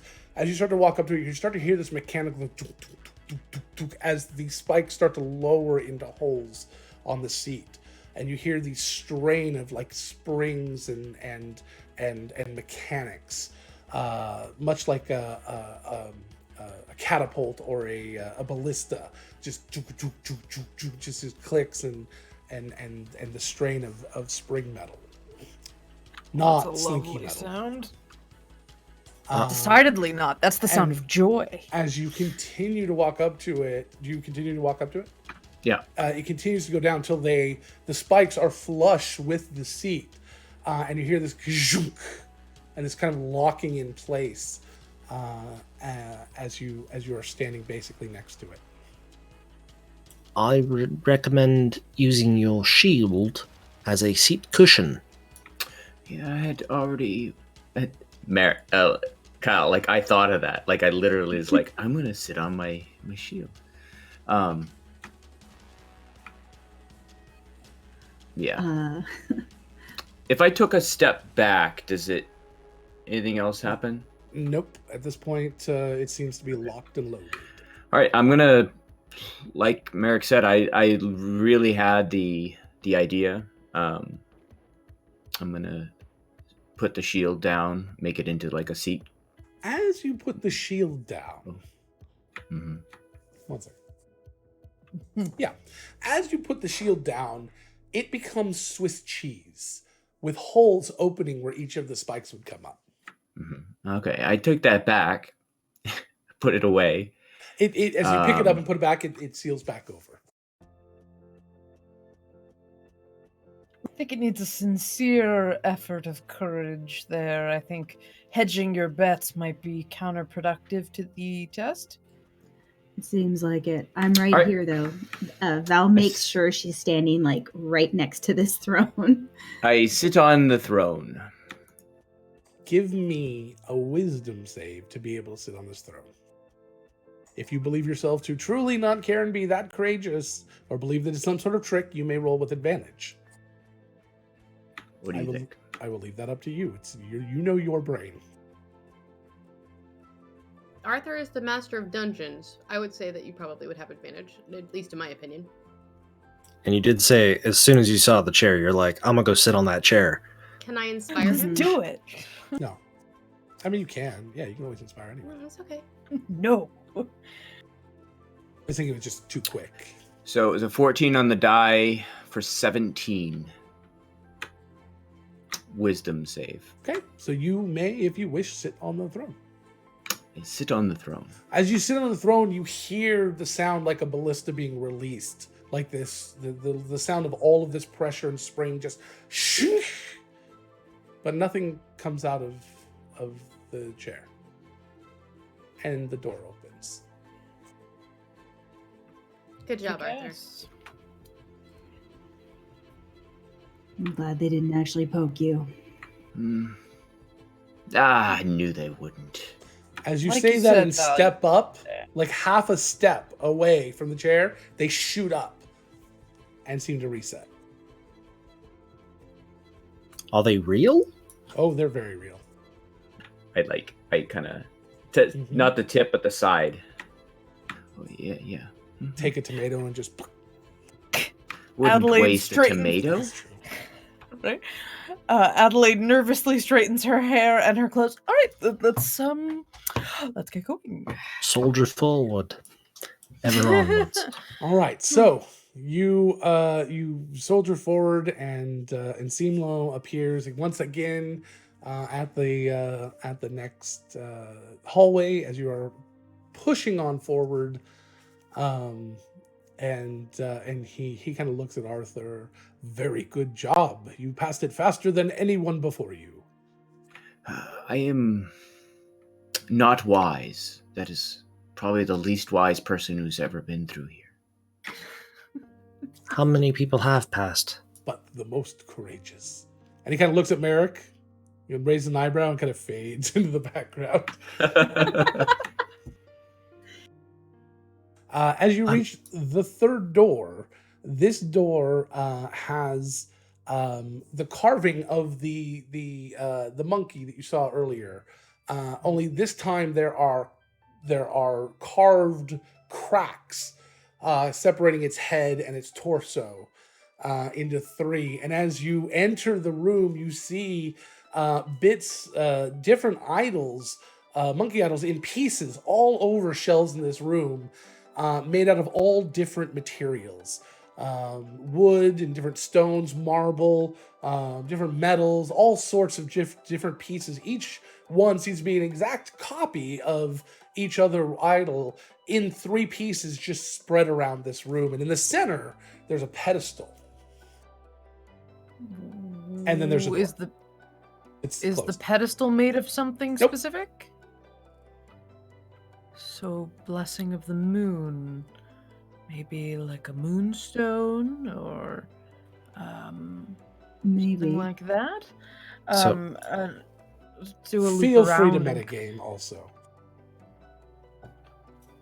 Merrick will turn and face the party with his back to the room, and unlace his trousers a bit, and then faces, and just anything. Is that Well, No. no? No. Nothing. I have received Nothing your is- blessing. Thank you. I'm just glad that the last room wasn't the blessing of the moon. Oh, Jesus. Makes it Could've- holy. Could I would like to make a walk around the room and look very carefully at the kinds of materials and see if there's anything that might strike me as moon related in terms of the kind of material it might be. There is depending on the culture and what you've dealt with in life and your studies and things, there's several different materials that could relate. There's one made out of something that's called moonwood. There's another one made out of moonstone. There's other ones made out of different different sorts of materials. Several different metals in different cultures can be related to the moon. Unfortunately, that's not going to help you much because it's like there's all sorts. So the moon only comes out at night. Maybe we need to make it dark in here. And it'll be reflective. Or does anybody have Okay. that moonbeam thing that I've seen happen every once in a while? Mm, That's World of Warcraft. Not in my arsenal. Only the I'm afraid. druids have that.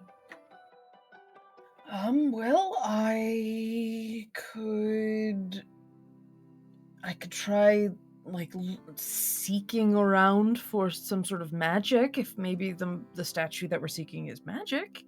that would make sense, yeah. Okay, I'll cast I need a few minutes, but I can do it. And Bonnie, we skipped a scene, so give me a D100 real quick for this scene. This last one was so short. Adelaide, as you cast detect magic, whether ritually or otherwise, as you cast it and look around, only the pedestal is magic, not any of the different materials. Okay. 54. What is Whatever school would be related to alchemy or working with alchemical stuff. so okay, so it's whatever's gonna allow it to transmutation. detect what type of material is put on it, Okay. So it is looking for something and specific. also at least. conjuration. Hmm. So you would guess Maybe that something happens. yeah, if you do it right or wrong, you're not sure, but yeah. Bonnie, sorry, what'd you get? 54.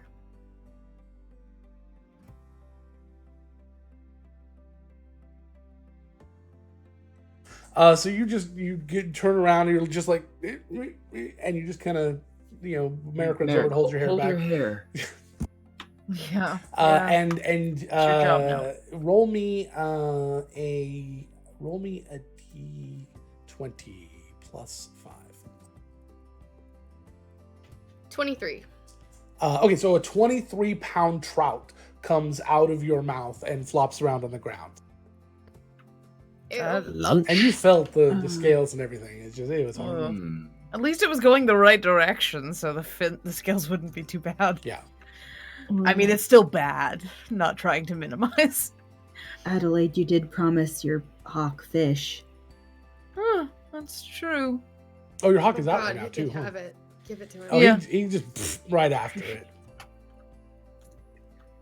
Logan, So- the stones, is it all the same creature? They're all a monkey. Like They're all the monkey shapes? statues. Yes, you're going to assemble a Is monkey there a totem. silver one? Yes, there is a silver one.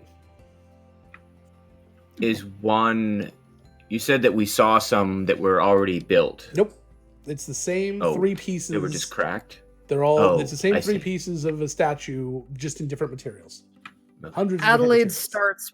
Adelaide starts moving them. How many are we talking? There's Like, probably 60 hundreds? different materials, so 180 pieces total. Okay, It so it Adelaide. honestly wouldn't take too long to sort them out and put them together. If that's what you're That's looking for. what I was gonna say. Was just at least vaguely Adelaide starts Organizing. putting them together into what the materials are to match them woods together. and, yeah. Well, yeah. And then So sort of- if you're a were creature, then you would be affected by silver. So I mean, Val, silver's a good idea. Maybe we try that one. All We right. could try were it. creatures. There's some cultures that associate silver with the moon and gold with the sun. Yeah. That's as good as anything, I guess. Is Let me there get some- the silver pieces. Is there something called moon silver by any chance? I mean, I've heard the stories about lycanthropy and I mean, silver in and of itself is a symbol of several gods and moon deities, that sort of thing. Mhm. That's as good a guess as any. I mean, they Sure. even say by the light of the silvery moon, right? Do they say that? It's Usually a with the song. ukulele. But all right, then yeah, here's the silver stuff. Then yeah, Adelaide will start collecting the silver monkey pieces. Okay. And have the 3 pieces together and make sure double triple check that she's putting them in the right order. Okay. You, It's very obvious which way they go, and you move over and you put. it's almost them, like a bunch of kids would be able to do it if they actually definitely. thought Well, about actually, it. no, not that many kids would be able to do it. But That's what I'm saying, if they thought about it. But only because the network's only allowed to reward 8 people a year. So calm down. There's a budget. So the somebody may or may not have just watched a lot of documentaries on this. So you start to assemble the silver monkey idol. You put the base down, then you put the middle part down, and the head has this long spike on it. You put it in, you just kind of shove it down. As it locks into place, you hear the door open. And the door, as it kind of cracks open, and along the path of the far wall, this last hallway, you see Simlo's head at the end of it, and as a full totem kind of against the wall. You've done very well. Come forward and receive your last challenge. Adelaide walks next to Val and kind of fist bumps her shoulder. Good job. And as you walk down the hallway, he looks at you and says, "Are you ready for the riddle of the Sphinx?" Nope. Probably not. Nope. Bring it on anyway. The riddle of the Sphinx. Can we write this down? I'll copy paste it to you. Already doing it. Hold on, I'm checking my notes. You could accidentally just read the answer instead of the riddle. Oh shit! Speak. I don't have the answer written down. Speak. Sorry. This is him Hi. still talking to you and explaining to you. Speak the riddle and then sing the song of the Sphinx to the Sphinx. And you hear around the corner from him another 2 doors open from either side. They'll go to the same place, you'll find out. And he says, "Sphinx of black quartz, judge my vow."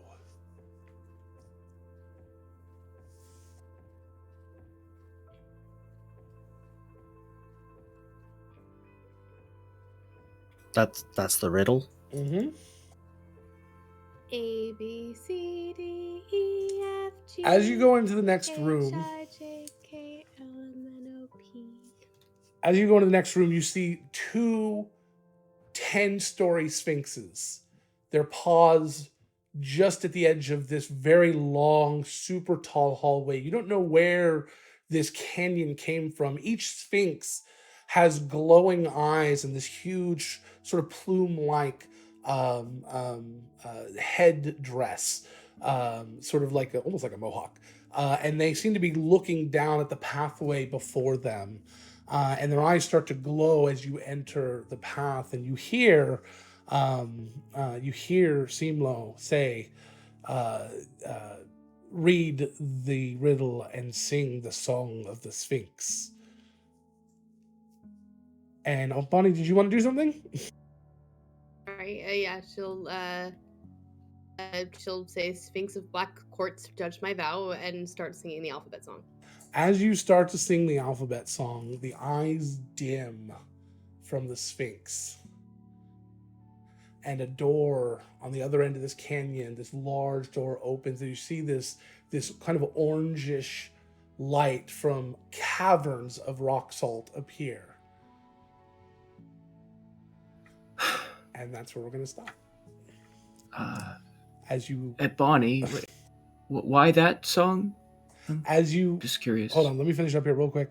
As you finish walking and enter into this large cavern, sitting on a pedestal there is the lantern with the core of the purest version of this rock salt you've ever seen, glowing extremely brightly, filling this hall with light, as Bonnie explains why that song is the alphabet song. And way to go, baby. Good job. Sphinx of Black Quartz, judge my vow, has all the letters of the alphabet in it. And yeah. That was like lightning fast. Like, so it does. Fuck, Bonnie. That was really good. Well done. Thanks. I'll be honest. Whoosh. Oh, yeah. I'm just glad we good didn't need like a job. little snake pendant to walk between those things. Mm-hmm. Mm-hmm. Me Or too. some guy could have grabbed us. I mean, Could have been real mad. weird. Just glad that this story has an end and it's not the never-ending one. Thank you. Thank you. So that is the end of tonight's Shenanigans. We'd like to thank our sponsors, World Anvil, the most robust world building and campaign management software that exists on the internet today, with over 500,000 users. You can go and get a free account to try it out, and then join their guild when you're ready to unlock the rest of the features and do some customization and add some more players. And it's incredible. Go take a look. We'd like to also thank Die Hard Dice for being so amazing and sponsoring this network, and they have for over a year now, along with World Anvil. Both have sponsored this network almost since the beginning. They've been really incredible. And Die Hard Dice is just really, really incredible. They sponsor this network, and they help us out every which way they have ever made possible. They are just really incredible. So if you want to roll with the best, go roll with Die Hard Dice. You can tell I haven't done this in 2 weeks. And go check out the Nerdsmith Network, nerdsmith.org, to find all of the most amazing shows that we put on. We'll be gearing up for our brand new seasons coming up very, very soon, in February-ish, of all of our streaming shows. So we got some new shows coming, and we got some revamps of some old shows and new overlays, and it's gonna be really good. So stick around with us, we'll be back. Don't forget our Patreon. Oh yes, thank you so much to our Patreons who make this possible, and all of our subscribers here and people who donate money. You're all amazing and wonderful. You go to patreon.com/nerdsmith if you want to support us over there. We've got a lot of extra little perks and bonuses. And we're going to be looking at doing some subscriber-only content here soon. And then there'll be some subscriber-only content through our patrons, and it's going to be crazy. So we got a lot of cool stuff coming up next year. So that is that. Thank you to the folks that donated tonight. It was Darjet Yes. and Medic. Thank you so Yes. much. That was great. Awesome. I am Logan. You can find me at Devious Muppet at Devious_Muppet Twitter. And I'll let everyone else throw their stuff out real quick. I know we don't normally do this, but I thought we probably should. I'm Tessa. You can find me on Twitter at Selkie Dreams. Perfect. Heather? I'm Heather. You can find me on Twitter at amethyst_magic. Cool. Angela? I'm Antela. You can find me at darling_gypsum on Twitter, and tomorrow on Discover RPG at noon PST. Yes, me too. Merrick or Kyle? I am Kyle. You can find me on Twitter at xgrimsby, like the butler from The Little Mermaid. Yes, I know. I am that nerdy. Perfect. And Mike? I know you can't really find me anywhere. That's true. Yeah. But you can say that you're Mike. I am Mike, and I'm glad to be here. Perfect. Thanks for joining. So thank you all again for everything. We could not do this without your support. Well, I guess we could, but it's a lot more fun with your support and your chaos that you bring to the tables. Thank you so much for that, and we will be back next week at 7 p.m. PST for another episode of Shenanigoons, where we will continue shenanigooning all over the place.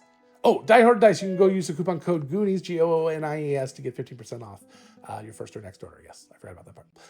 And yeah, I think that's it. And World Anvil's doing their World Ember contest right now. So 10,000 words, and what's the prize? It's like up to it's like $1,000 prize, right? Wow, I could be wrong. I believe they have a number of prizes for different categories and things for World Ember. But go check it out on worldanvil.com. The community is really amazing, and it's a very fun event if you want to challenge yourself with some writing, and you either didn't participate in National Novel Writing Month last month, or you're a glutton for punishment and you want to do it again. You should go check them out. That's funny. Alrighty. So that is that. So we're going to go ahead and sign off. And thank you all again. Please spread the word about the show. Tell your friends to come and join us. Follow us on Twitter. We have the Shenanigoons has its own Twitter account. It's at Shenanigoons. Oh, it is at the Shenanigoons because that's all you get. Shenanigoons with Stacy. Yeah. At the Shenanigoons. That's the only place I can keep it. But I think we can change that. But I don't know what we change it to. So it's at the Shenanigoons for right now. And we Shenanigoons. We Shenanigoons. And then the real Shenanigoons, like the real Ghostbusters. So much Shenanigans. So much Shenanigans. And yeah, you can see us then. And yes, we will be doing a raid, I think, over to Perception Studios, which I'll set up as we do. So stick around for that. Come see. They're not doing Felted Friends tonight, but that's okay. They're still definitely worth seeing and very good friends of ours. And we may have some projects coming up with them very soon. And we're going to be going down to see their new studio soon. And I'm trying to work something out of maybe something special at a studio. So anyway, so we'll see. We'll see what happens. Do please take note that we'll be taking 2 weeks off. I know we just took a week off, but we're taking 2 weeks off, the last 2 weeks of this month. Actually, I think it's technically the first Tuesday of... It's the 24th and the 31st. Yeah, okay, there you go. Perfect. December. So the 24th and 31st, we will be taking off so we can spend time with our friends and family, even though you are also friends and family. But we will probably do some special streams in there. I know we've recorded a little bit of content we want to put out, but we'll get some more going too, hopefully. Which means 2 weeks of shows, though. So come back. Yes. Come back next week. And then we will have January. We'll have several episodes of Shenanigoons, and then we will be talking about our new season. We're going to figure out exactly what that looks like. And yeah, so it's going to be a lot of fun. Anyway, we've talked way too much. So I'm going to go ahead and start the end credits. This is the Midwestern sign off. Yeah. And we're going to let you go. So thank you everyone again, and we will talk to you later. Bye-bye.